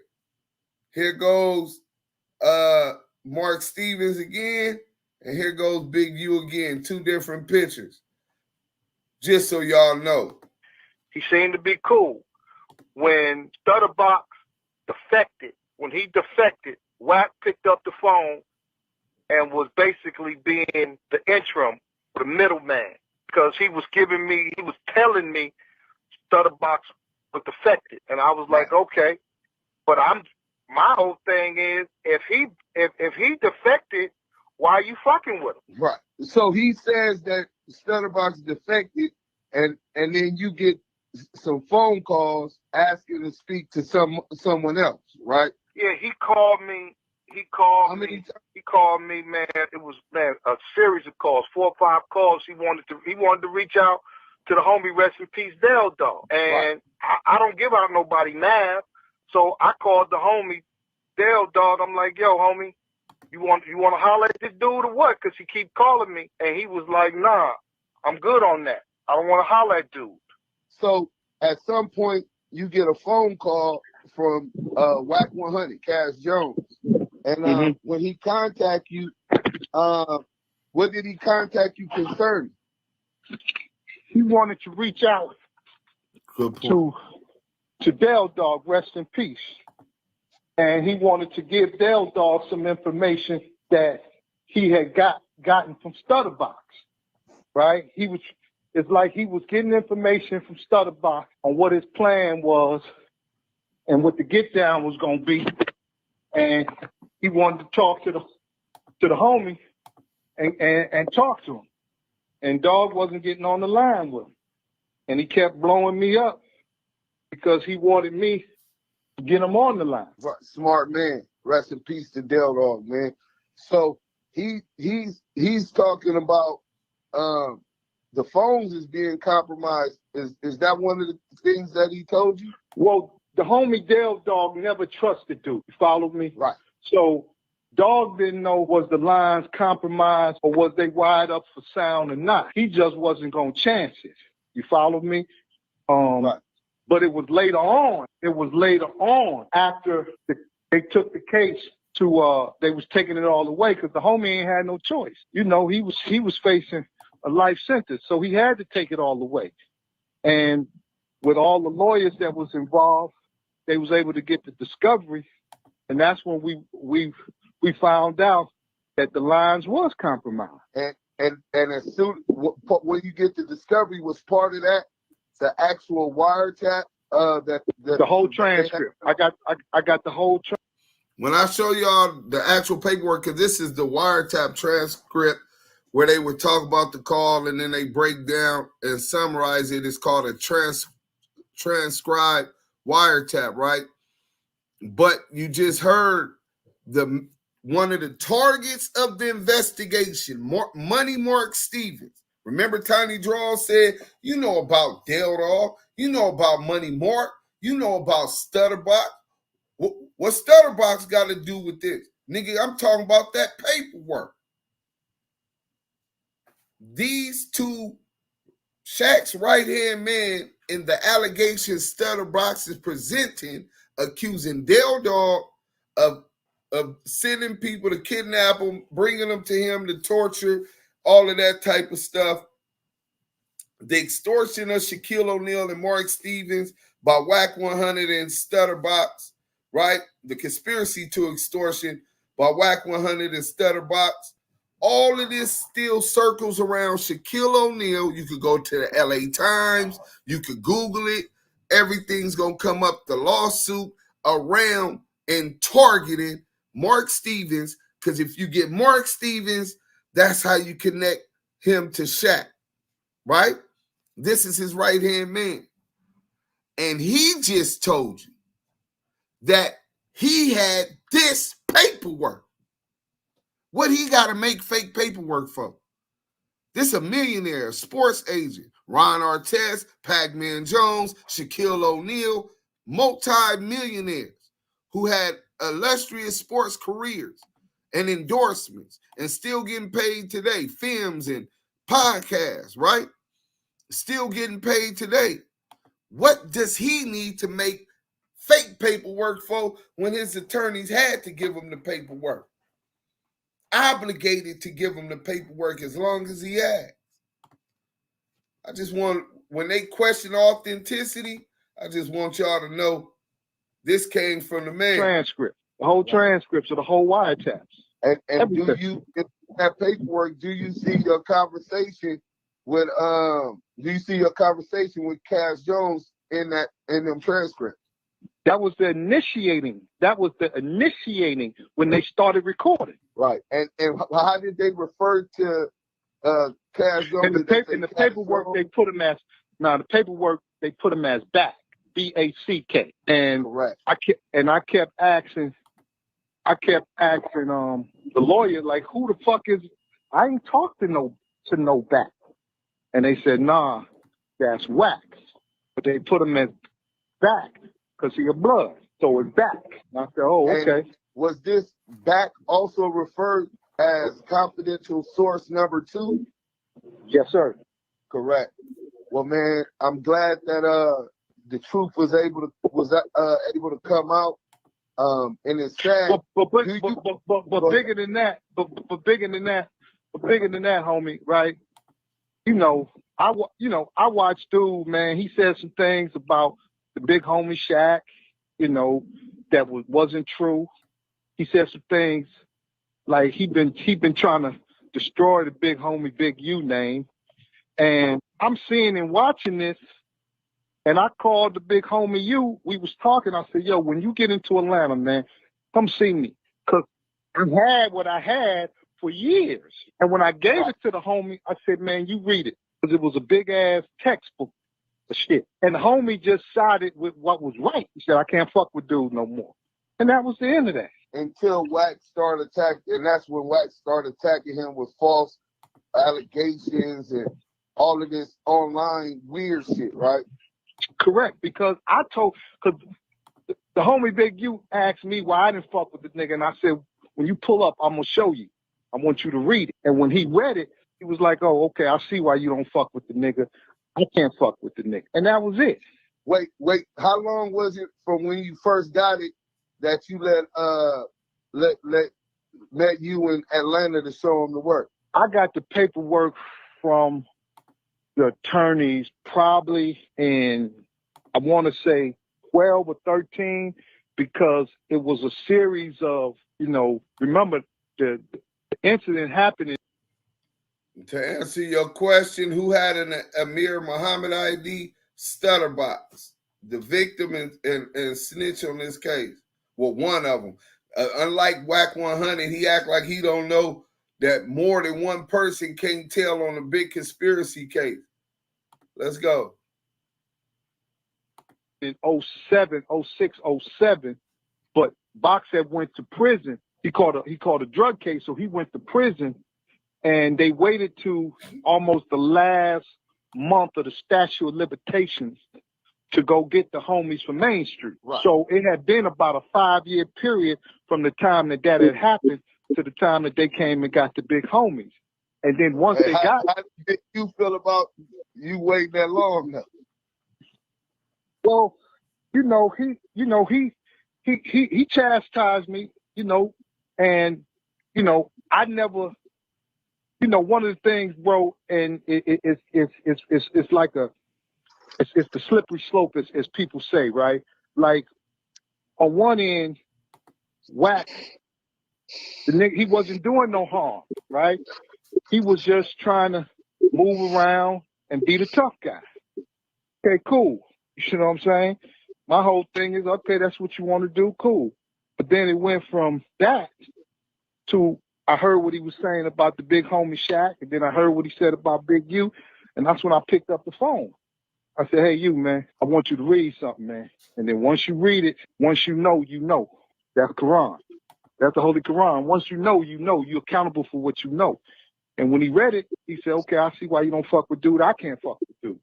And that was it. Let me tell you something, man. I probably haven't seen nor talked to Wack in years, and, I wish everybody success and happiness, but not on the basis of lies. Right. And not on and it's really indicative of your character, Mark, because you have a whole campaign publicly of a brother that's heavy in our community positively, helping get these kids graduated from school and into football and all of these other positive things. And he smutting his name through the mud just because he decided not to deal with them. And brother, well put. Look, I call the homie Big U all the time. I call him the naked truth. And he always be like, why you call me the naked truth? I said, because Wack is the well-dressed lie. Bitch, I'm naked right now. You know, it's an old parable about truth and lie. Nasty work. And you know, lie jumped out the water and put on truth clothes. So you had a well-dressed lie, but then truth got out the water and it was naked. So you got the naked truth that's trying to run down a well-dressed lie. Feel what I'm saying? Throw a rock and hide his head. Right. That's a familiar tactic that he used. But we needed to get the truth where truth appears, falsehood disappears, man. And I wanted to hear that for myself, man. Man, hey man, I appreciate you, man, and you know, God bless. But like I said, man, you know, it's a lot of things is just a well-dressed lie. That's all I can say. Right, and that's what Cash Jones is. He is the well-dressed lie. Yeah, and Big U is the naked truth.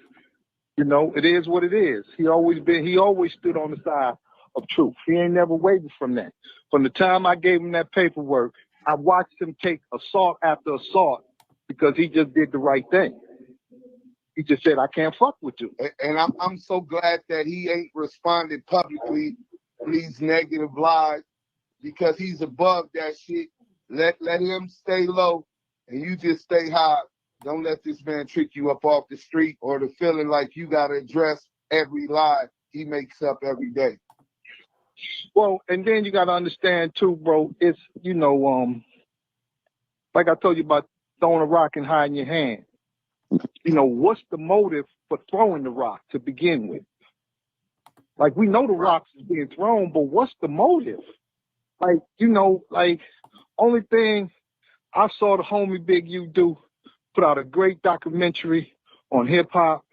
I see him, man, putting these kids through college and sending them, like, I'm trying to understand what's the motive, or it's a motive that we can't comprehend because we don't think on those levels. You feel me? Hey, that's perfectly said. And I'm going to tell you this, in all of my life, being from the community of South Central Los Angeles, only time I ever heard of a public artificial dissemination of disinformation was through COINTELPRO and J. Edgar Hoover, man. And I'm just gonna drop that jewel and let you go, man. Man, I appreciate y'all, man. Y'all have a good day, man. Likewise, brother. All right, salam alaikum. WACK100, who built his metaverse career by arguing about snitches and paperwork, has himself been exposed as a confidential informant for the FBI. According to paperwork and first-hand witnesses, when you look at the paperwork and talk with the individuals directly involved in this Main Street Mafia Crip case, it becomes abundantly clear that WACK100, the former death row affiliate, and Pacoima Piru Blood, was previously a confidential informant for the FBI. Big Stone say, why CS2 Back didn't call Mark on Clubhouse? Nah, he brings the police. Nasty work. How could you bring the police when niggas saying that you went and talked to the police when the first code of the streets is don't talk to police, but you went to the 64th floor and talked to them anyway, right? So now you got accusations and we want to see what was said. You waived your Miranda rights, we want that. The search warrant to your house, we want to know how they got the search warrant, what information they got, and we want to know what they took up out, whatever they confiscated from your house for evidence. We want to know what was said. When you sitting at the table with them people, they start recording, right? There's a recording of what WACK100 said. And they're going to write what's called an investigative report, summarizing whatever you said. I asked Greg Caden for this, and I'm going to show you that video. I got to look for that one, but remind me before I get off. We showed that Greg Caden said, I said, well, look, I just want all of these things that I just listed to y'all as the public. It's public record. We got a right to do it. He said, not necessarily. He said, not if it's pertaining to an ongoing murder investigation. I'm talking about WACK100. Cash Jones' statement on the 64th floor when he spoke with Greg Caden, the one of the lead detectives on the Tupac and murder investigation, right? Tupac and Biggie murder investigation, right? So when you talking about the head detective of these murder investigations, you went and talked to them. You got ties. Forget the Main Street case. We see you was trying to line Del Dog up. He didn't go for that. They referred to you as confidential source 2 back, which means you was already working. That's established. We're talking about when you went up there to talk to these two people who are seeking intelligence and evidence to seal off the Biggie Small murder. Now remember, Biggie mom filed that. Detective Poole from the LAPD had believed that the police were involved, had did an extensive investigation, wrote a book called The Labyrinth with all of this different evidence and all of these other crimes that Death Row was alleged to do. Building the case, he believed that the police and the LAPD were a part of it. He ended up dead. They said he had a heart attack in the office while they were talking to him at work.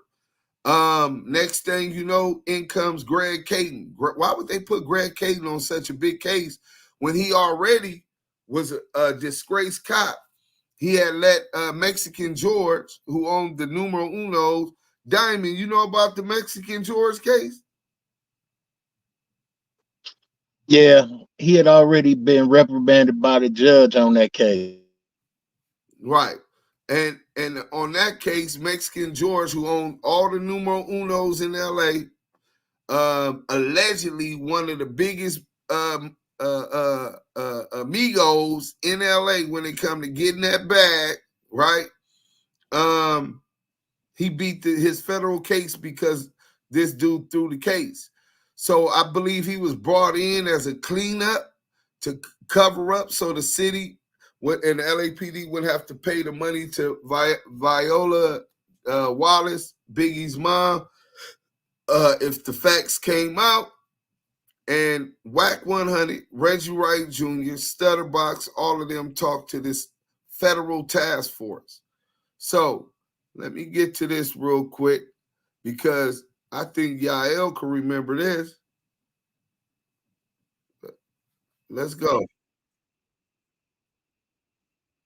Damu Keyway conversation. Oh, hold on. I'm gonna have to start it over. That part was, don't forget that. I thought he said the first rule is don't talk to the police. Well, let's go. Wait, back up. Remember I was fighting strikes? Yeah, that's it. Remember I was fighting 3 strikes? That's the lawyer that helped me get off. Remember I was fighting strikes? Yeah, that's it.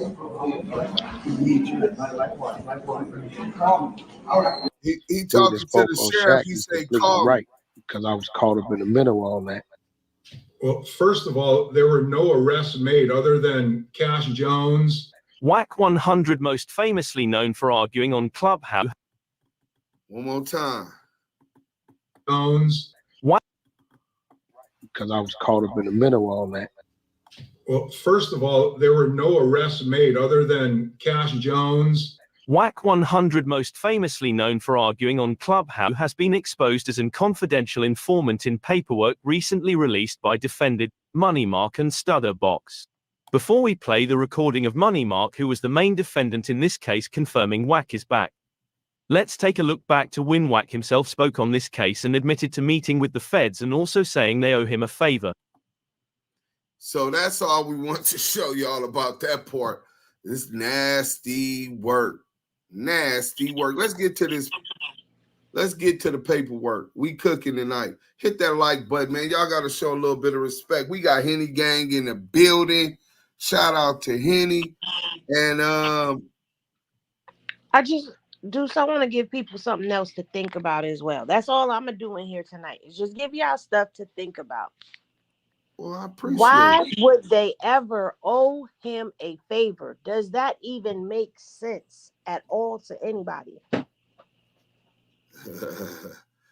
Yeah, he helped. Yeah, I'm gonna answer that. Yeah, it makes sense when you working with him and you giving up reliable source.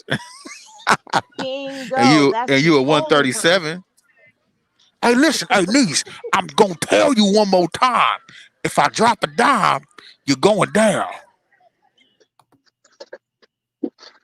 let's start. You know the old cliche, a favor for a favor. Facts. All right, so we'll start with this one. All right, this is Stutterbox statement to police. Based on we ain't from Main Street Crip, I know y'all don't respect the laws of the land. We do. So all of their sores and wounds ain't our business, but CS2 back is. But we definitely finna get into this paperwork. And we made sure that we cut out some paperwork, some names that aren't pertinent to what we were focused on doing out of respect for the Main Street Crips. So on February 10, 2008, victim Robert Ross was kidnapped from the parking lot of the Pink Dot, a business located on Sunset Boulevard in the city of West Hollywood. Hey, they said this paperwork was fake. Y'all see this this number to the discovery? Y'all can get at the courts and get this same paperwork. It's on every page, but it's fake. But he was ordered at gunpoint to enter his vehicle and drive to 127 East 104th Street. I guess we knew the address too to put it in there, the fake address. Once at that location, he was assaulted and robbed of his jewelry and money. After being allowed to leave the location, Ross drove to the LAPD 77 Division to report the crime. LAPD notified West Hollywood Sheriff Station of the crime, which initiated in their jurisdiction, and they dispatched the radio car to take the first report. LAPD Detective Mark Arenas assumed the investigation from West Hollywood Sheriff Station due to his involvement in an ongoing federal investigation involving the Main Street Crips. So Mark Arenas, Detective Mark Arenas, was already involved with the federal investigation. He's part of the federal task force that later linked up with Greg Caden and his partner. On February 12th, 2008, Detective Mark Arenas and Christian Marikich interviewed victim Ross and showed him a series of 6-packs containing the suspects involved in the kidnap, robbery, and assault. The following suspects were positively identified by victim Ross: James Harbin, and then I guess that's his birthday, a.k.a. Wood. Deion Hawkins, I don't know Wood. Deion Hawkins, male black, his birthday, a.k.a. D-Lo. I don't know D-Lo. Eddie Hill, male black, his birthday, a.k.a. Lil West. And Taekwon Wingate, male black, 5, and then his birthday, a.k.a. SK. A single photograph of Liddell Rawls, male black, his birthday, Dale Dog, was shown to the victim Ross, which he positively identified. It should be noted that victim Ross grew up with all of the suspects and has known them for years. After the 6-packs were shown, the case was reassigned to the LA County Sheriff's Department, Major Crimes Bureau, Detective Marcelo Quintera. Do you guys hear Greg Caden's name on any of this investigation? Well, I didn't see it either. Let me see if we could go to the next page. But wait, dudes. So allegedly, they're alleging that you sat and you made up everybody's date of birth. You done made up addresses and locations and all types of stuff. Yeah. I think y'all made up everything. Y'all made up. Hold up. But didn't he just get busted in Vegas for false paperwork to the court? Submitting right. You know what? I'm going to go back to the back. All right. So let me see. That was page 2. Let's see if we can find page 3. I think this might be it. During this same period of time, O'Neill and Stevens felt Ross was causing too much bad publicity for them because he had been arrested for possession of a firearm and was dropping O'Neill's name to police when stopped for a traffic violation. O'Neal and Stevens therefore made the decision to sever all ties with Ross. Within the next couple of months, Stevens received a voicemail message from Ross stating, "I need to talk to you, man. The big fella, he's slipping. He's making a lot of mistakes." Soon after, Stevens received a call from Cash Jones. Who received the call from Cash Jones? Money Mark Stevens. And Cash Jones told him that Ross Stutterbox had a videotape of Shaquille O'Neal having sex with a woman, not his wife, at Ross's home, and that Ross could take the tape to TMZ and get a lot of money. Does that sound like extortion to y'all? I ain't the smartest or the brightest bulb at times, but that's what it sounds like to me. And it's classic motherfucking CS2 back. He always in the middle of a play. I got the tape. I got the tape. Whether you talking about Oscar De La Hoya, whether he lying about that one, whether you talk about Kim K and Kanye West, on that one, Ray J and Kim Kardashian, depending on what you believe about that. But I got the tape. But that was page 3, I believe. If it's not in order, let me go to the next one. All right. So Ross, who was still upset over the fact he was owed money, had a friend named Cash Jones deliver a message. Now, this is Stutterbox statement to the police. Had Cash Jones deliver a message to Mark Stevens and Shaquille O'Neal. Jones told them that Ross had a videotape of O'Neal having sex with a woman inside of Ross's home in July 2007. Stevens, who had been to Ross's home, knew that he had surveillance cameras throughout his home and that O'Neal had, in fact, been there. Ross told investigators Fournier and Coet. Remember, we just played the little clipping where the police said the only person that we were able to arrest in that investigation was Cash Jones? Well, here is his name right here, Detective Coet, and his partner Fournier. Stutterbox is talking to them, and their name is in the paperwork. We done said a lot of police officers' name. One name that we ain't said was Greg Caton, who WACK said was the lead investigator of this case. That's bullshit. He didn't come on until later on. So Ross told investigators Fournier and Coet that he viewed the surveillance footage from the surveillance system monitor. However, he never downloaded it to a tape. He said the footage has since been recorded over by later surveillance. Ross was adamant that he was just bluffing in the hopes that he would get the money that was owed to him. So the money that he feels is owed to him, if you paid attention earlier, WACK100 was talking on the first video that I showed and said that they cut Stutterbox out of the Ray J deal when he brought Ray J to the table. Ray J was his friend. Ray J was also one of his neighbors, right?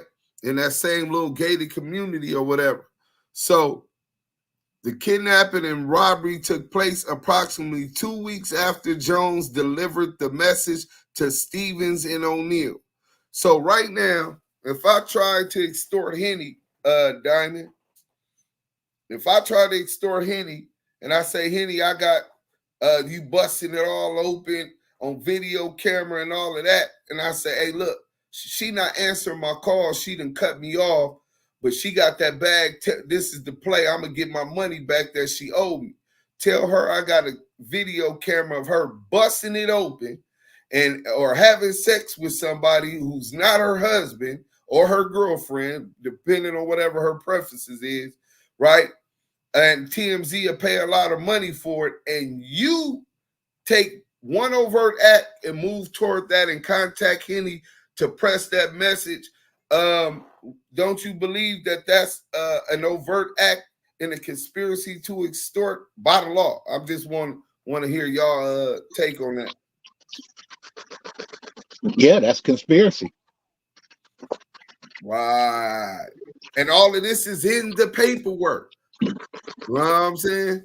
So investigators asked Ross why Mark Stevens and or O'Neal would have Liddell Ross organize and execute the kidnapping robbery. Ross explained that early on with his negotiations with O'Neal, Ross brought O'Neal to the Main Street Crip neighborhood and introduced him to Ross, which is Del Dog. O'Neal quickly realized that Ross was the leader of the Main Street Crips and befriended him. O'Neal funded a documentary for Rouse under his personal record label called Deja 34. Ross claims that O'Neal has been to the neighborhood on several occasions. In one of O'Neal's rap songs, Can't Stop the Rain, O'Neal acknowledges Ross by their gang monikers, Dog and Box, and acknowledges the Main Street Crips. Investigators asked Ross how he was able to escape from Rao's home. From Rao's house, he said he told Ross that he had made a call to his mother and sister prior to his arrival at Rao's house, and they would wonder what happened to him if he never made it home. And then it's cut off. I got to get a better copy of that one. But let me see if we can swing this thing this way. Boom. September 11 at approximately 1300 hours. This is the police talking to Ray J. This is a Main Street Crip case. Let's talk about that. Main Street Mafia Crips are under investigation by the sheriffs, LAPD, the FBI, the DEA, and they talking about a self-proclaimed Paru, WACK100. They're talking about to Mark Stevens, who has no gang affiliations or ties. He's not a Main Street Crip. And then they're talking about Shaq, who he's not a Main Street Crip. Shit, he's a damn police in several different cities, right? And now we're talking about another Paru, Ray J. On September 11, 2008, at approximately 1300 hours, investigators interviewed Ray J. Norwood.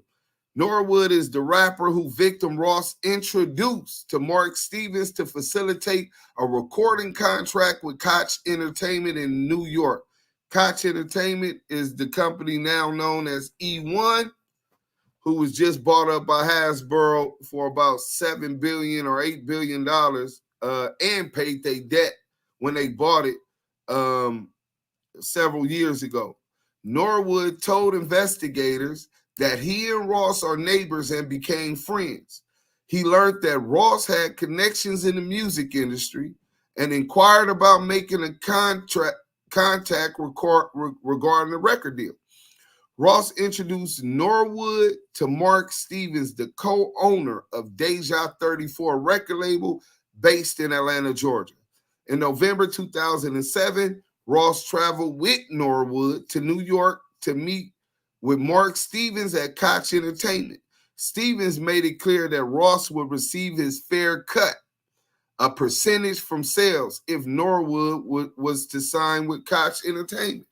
After weeks passed, Ross learned that he would not be compensated for his involvement in the signing of Norwood. Koch Entertainment became impatient and threatened to call the deal off. Ross told Norwood, go ahead and sign the contract, and that he would deal with his own issues with Mark Stevens. So, this is where the whole problem started. Shout out to Mark Stevens, but Money Mark is consistently being said that you had promised by Ray J, and Mark, and even in your own statement, that Robert Ross Stutterbox was involved with the deal to sign Ray J. So was CS2 back. He set the meeting up with Suge to get Ray J out of supposed to be contract with Suge Knight. And that's how he became security. Mark Stevens made WACK100 security for Ray J once they got him signed and had the thing. It was Koch Entertainment, Deja 34, Knockout Entertainment, a 50-50 deal. They cut him out. Koch Entertainment became impatient and threatened to call the deal off. So Stutterbox told Ray J to go ahead and sign the contract. He'll deal with his own issues with Mark Stevens. It was Norwood's belief that Ross was not treated fairly and should have been compensated for his role in the project, especially after Stevens told him he would be compensated. Norwood told investigators that he acknowledged Ross on his latest album cover by writing, "Box, thanks for putting this whole deal together." So you know the police went and checked the album cover and seen that also, right? So that's Ray J's statement to the police. Well, let's go. This is all fake paperwork, though. We wrote this up. You know what I'm saying? We made all this shit up. Well, if you made it, why you didn't include his booty goons?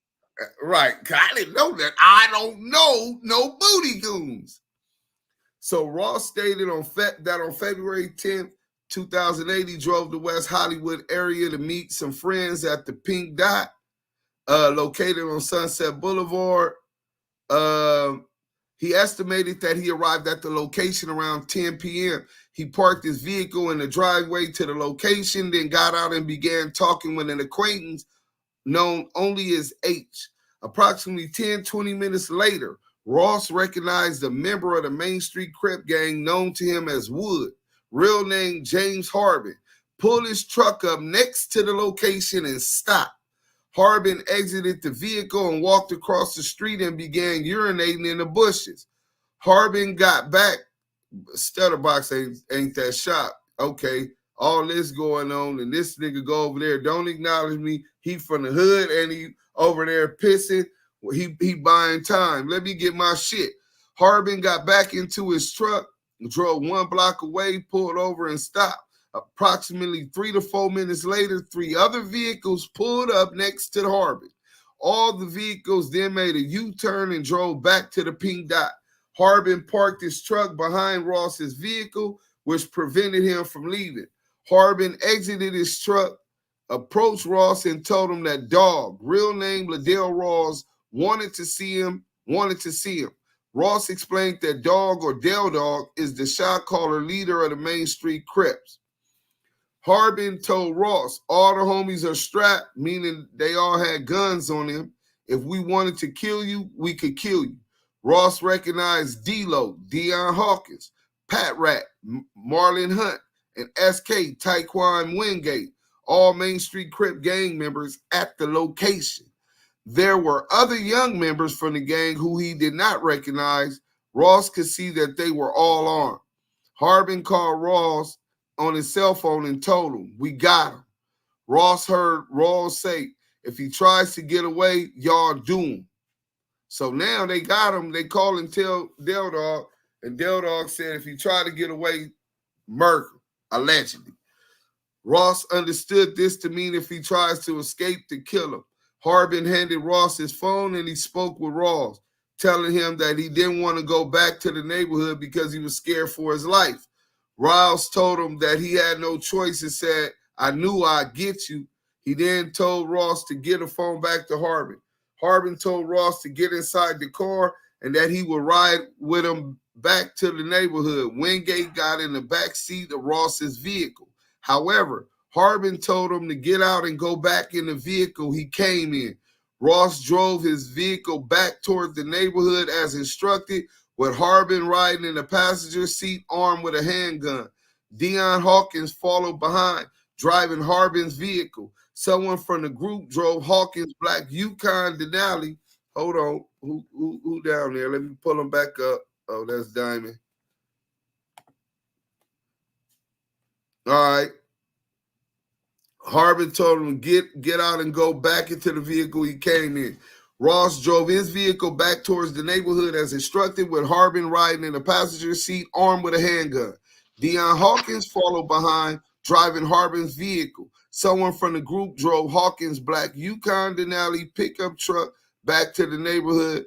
2 other vehicles. Well, I wonder how I knew that what kind of cars they had and shit.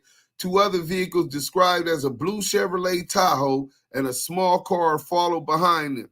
Once arriving in the neighborhood, Harbin told Ross to park in the driveway next door to Rawls' house.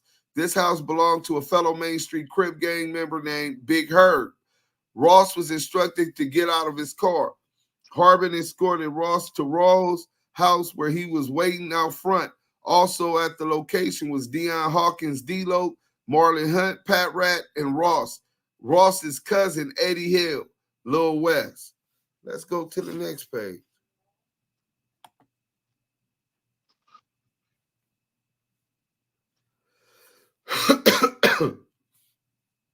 Rouse acknowledged Harbin and Hawkins for their successful job. Harbin then left the location. Rouse had Hawkins move Ross's car from Herb's driveway to the rear of Ross' house where it could not be seen. Rouse, Hill, and Hunt then began striking Ross about the head and body with clenched fists.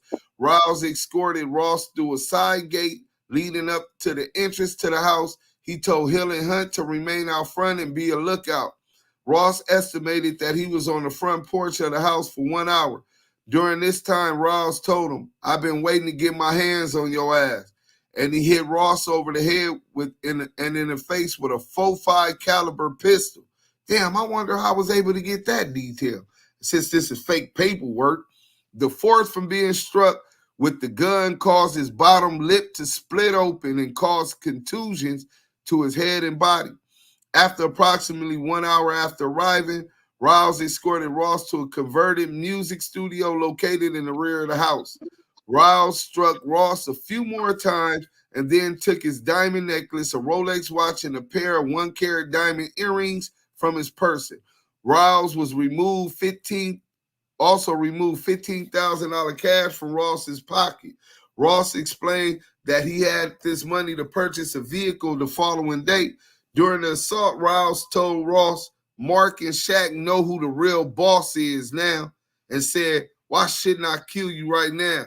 Rouse then demanded the videotape and $100,000. Ross explained that this kidnapping and assault was the result of a business deal gone bad, and Shaquille O'Neal's belief that Ross had a sex tape of him, Shaquille O'Neal, with a woman who was not his wife, and that Ross was having an affair with his wife, Shani. He said that near the end of 2007, he befriended a rap artist named Ray J. Ross negotiated with a music recording executive named Mark Stevens, whose business is located in Atlanta, Georgia.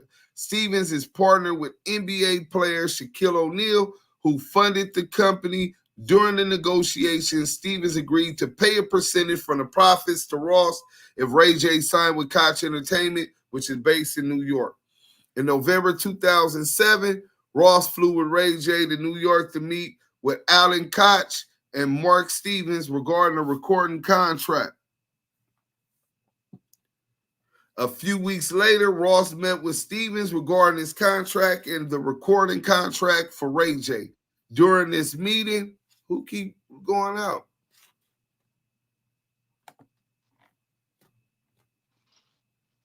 Let's go. Okay. So he met with Mark Stevens regarding his contract and the recording contract for Ray J. During this meeting, Stevens let Ross know that he would not be receiving any money for his involvement in the project and that there was only one contract, and that was for Ray J. Ray J refused to sign the contract at that time, and the deal was held back for approximately 3 weeks. So Ray J tried to hold them niggas to it and stick with Stutterbox because that's who put the deal together. You know what I'm saying? So shout out to Ray J for trying to keep it a buck with his peoples and make sure that his people got paid. But how would I know this if this paperwork was fake? You know what I'm saying? So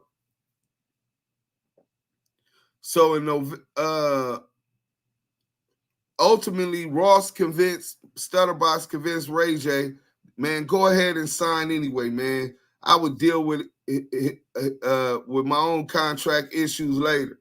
So now you gotta think, nigga, cut a nigga up out of a deal that he put together, a nigga gonna feel a little salty. During the next few weeks, Ross continued to request his money from Mark Stevens. Stevens made it clear he was to get nothing.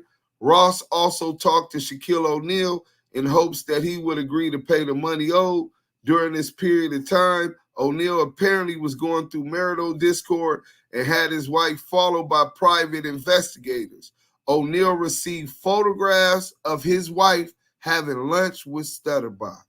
He became angry and got a message to Ross that their business was done and to stay away from his wife.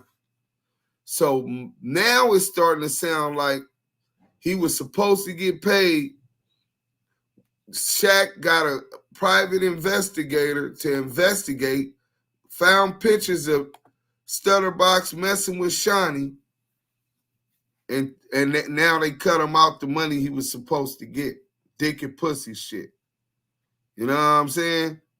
So you got Money Mark statement, Ray J statement, Stutterbox statement, and then I'm gonna give y'all Shaq's statement, and then we gonna end the day. I'll get back into the rest of the paperwork tomorrow. Because tomorrow we is flaming CS2 back up with the new information and the whole new documentary that shout out Scandalous Los Angeles. Let me see who is this. Been denied. Let me find this page. If I can find it real quick, because I don't want to take too long. Oh, I do want y'all to see this. Let me blow this up.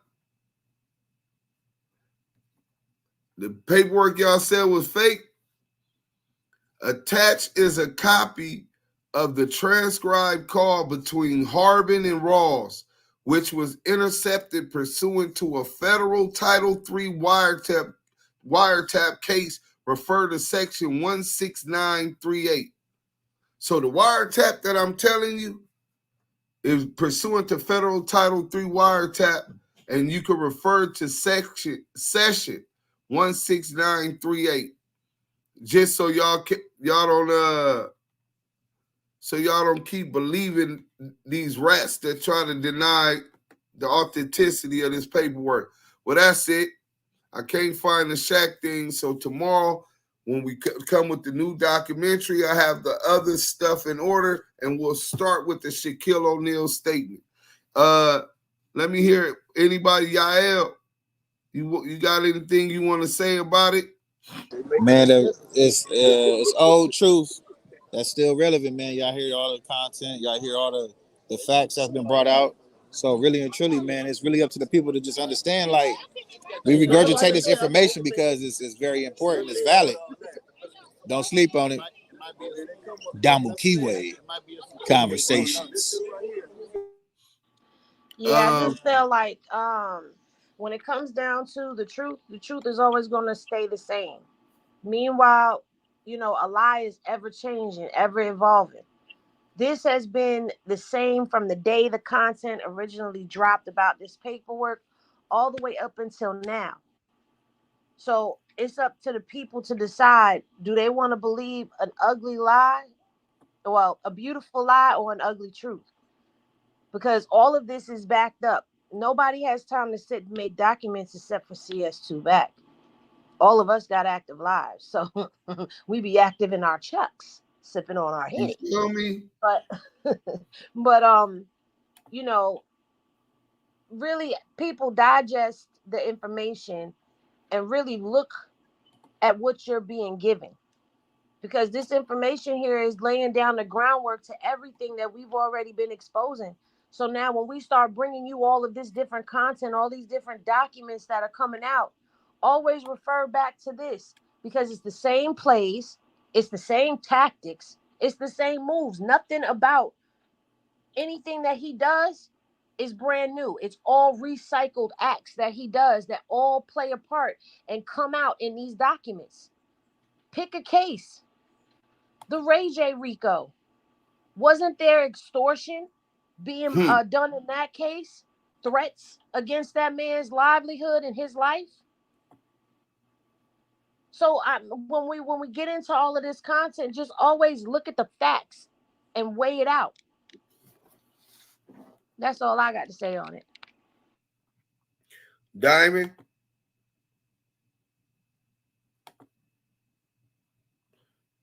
You muted up, bro. Maybe Diamond fell asleep. He don't be getting no sleep. But I'm going to tell y'all this. We also got some new information which came from Reggie Wright Jr. And that was on a phone call. Shout out Spider-Lo Most Easty. You know what I'm saying?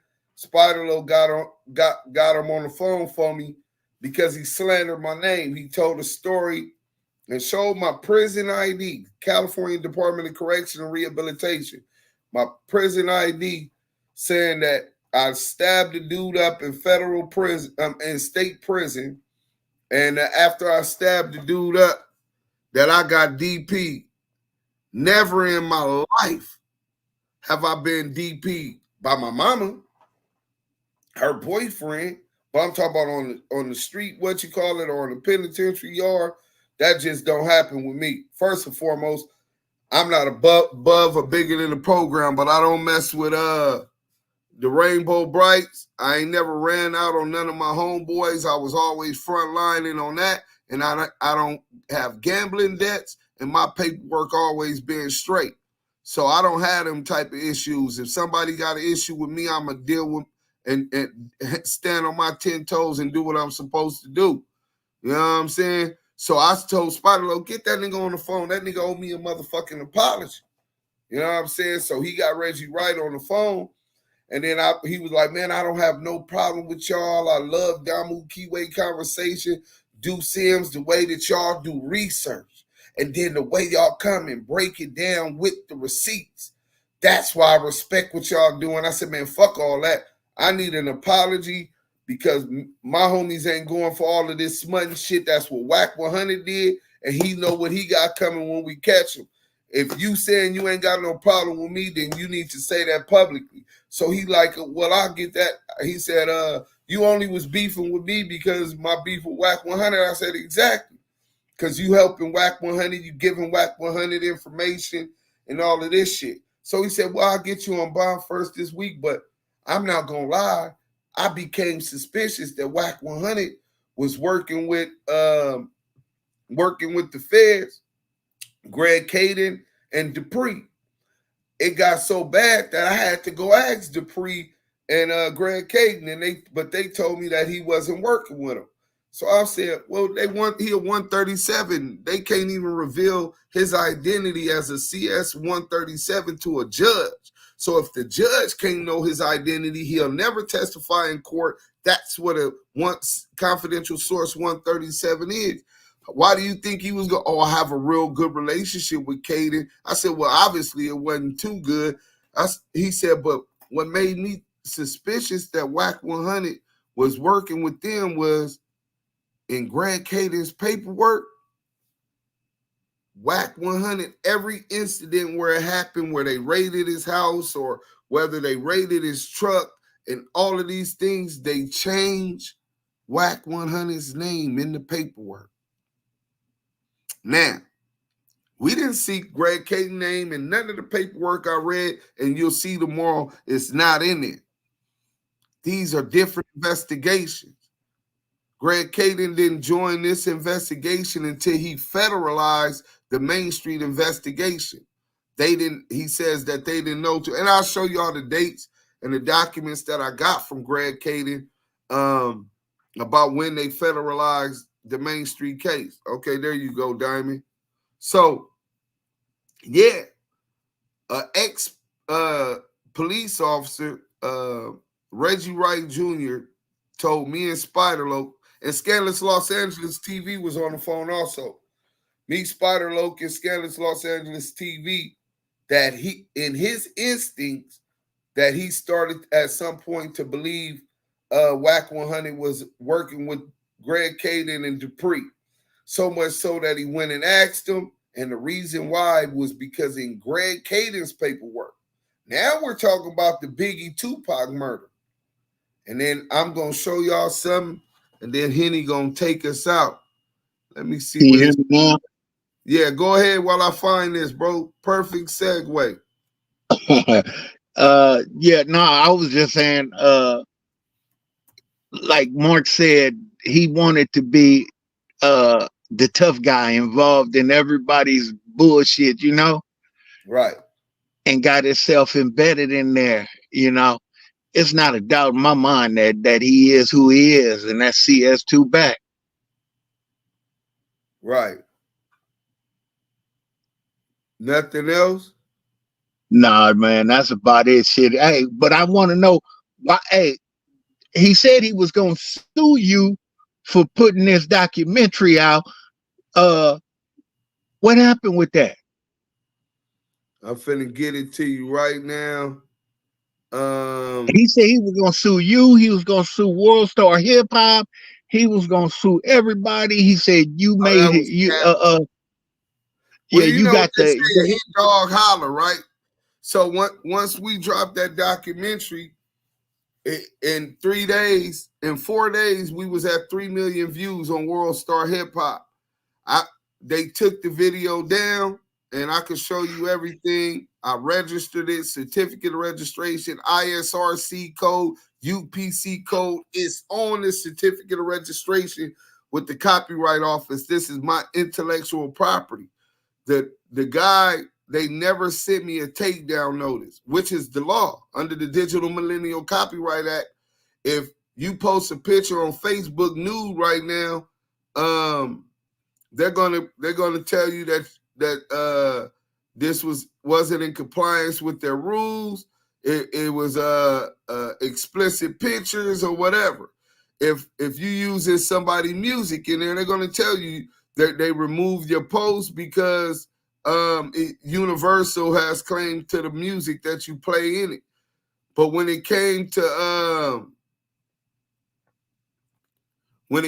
oh, here it go right here. When it came to this, CS2 back, we didn't, for some reason, we couldn't get a takedown notice, right? So I could appeal it, move forward with legal issues or whatever. What made it worse, Wack went on No Jumper, and when they had the big thing on No Jumper about it, and he said, I filed a cease and desist. I was never served with anything from nobody. And I could show y'all the documents. I had to contact World Star Hip Hop DMCA agent with an email. They responded back and said that they're going to investigate it. They never got back. I hit the parent company of World Star Hip Hop and told them the same thing, and they said the same thing, never heard nothing back. What's worse than that is those 3 million views off of my intellectual property with the advertisement that was being collected on that label engine, which is the search engine that snatches the money for World Star Hip Hop. After they took down my video and I published it on YouTube and other people were reacting to it, World Star try to claim the money for my video. So they're going to act like they're doing what they want to with my property. On top of that, they're going to take the money that's owed to me for my property. So World Star, we will be hollering at them real soon. Believe that. In fact, they got a demand for payment coming also. But guess what? After World Star did that, I put it on YouTube. And about a month or so ago, I got a takedown notice for a copyright strike. I got a strike. And guess who the strike was from, Diamond? Don't say Cash CS2 back. Cash Jones, right? Cash Jones gave me a copyright strike saying that this was his property, that he owned this property, that I already registered all of this shit, paid Imam, who over there sucking him off now. He The same one that he cussed out and told him he was a bitch and all that. Yeah, treated him like he should be treated because he Oh, already, okay. You know, I paid him. Say treat him like a prostitute. Treat him like a prostitute. You know what I'm saying? But I paid him the money, sent him all of the links, explained to him the whole case. He tell me, I'm convinced this guy's definitely a high power informant. This and this and this and that. And but that was a work for hire. So he had no interest he got paid off the top. WACK100 tries to claim the video as his because he doesn't want the world to hear the truth. Well, good luck with that. You didn't want the people to hear Big U. Big U wasn't even going to bring it out. Once he got the paperwork, he loved WACK100 so much. Well, really, WACK100 family, right? His wife, his kids knew his family.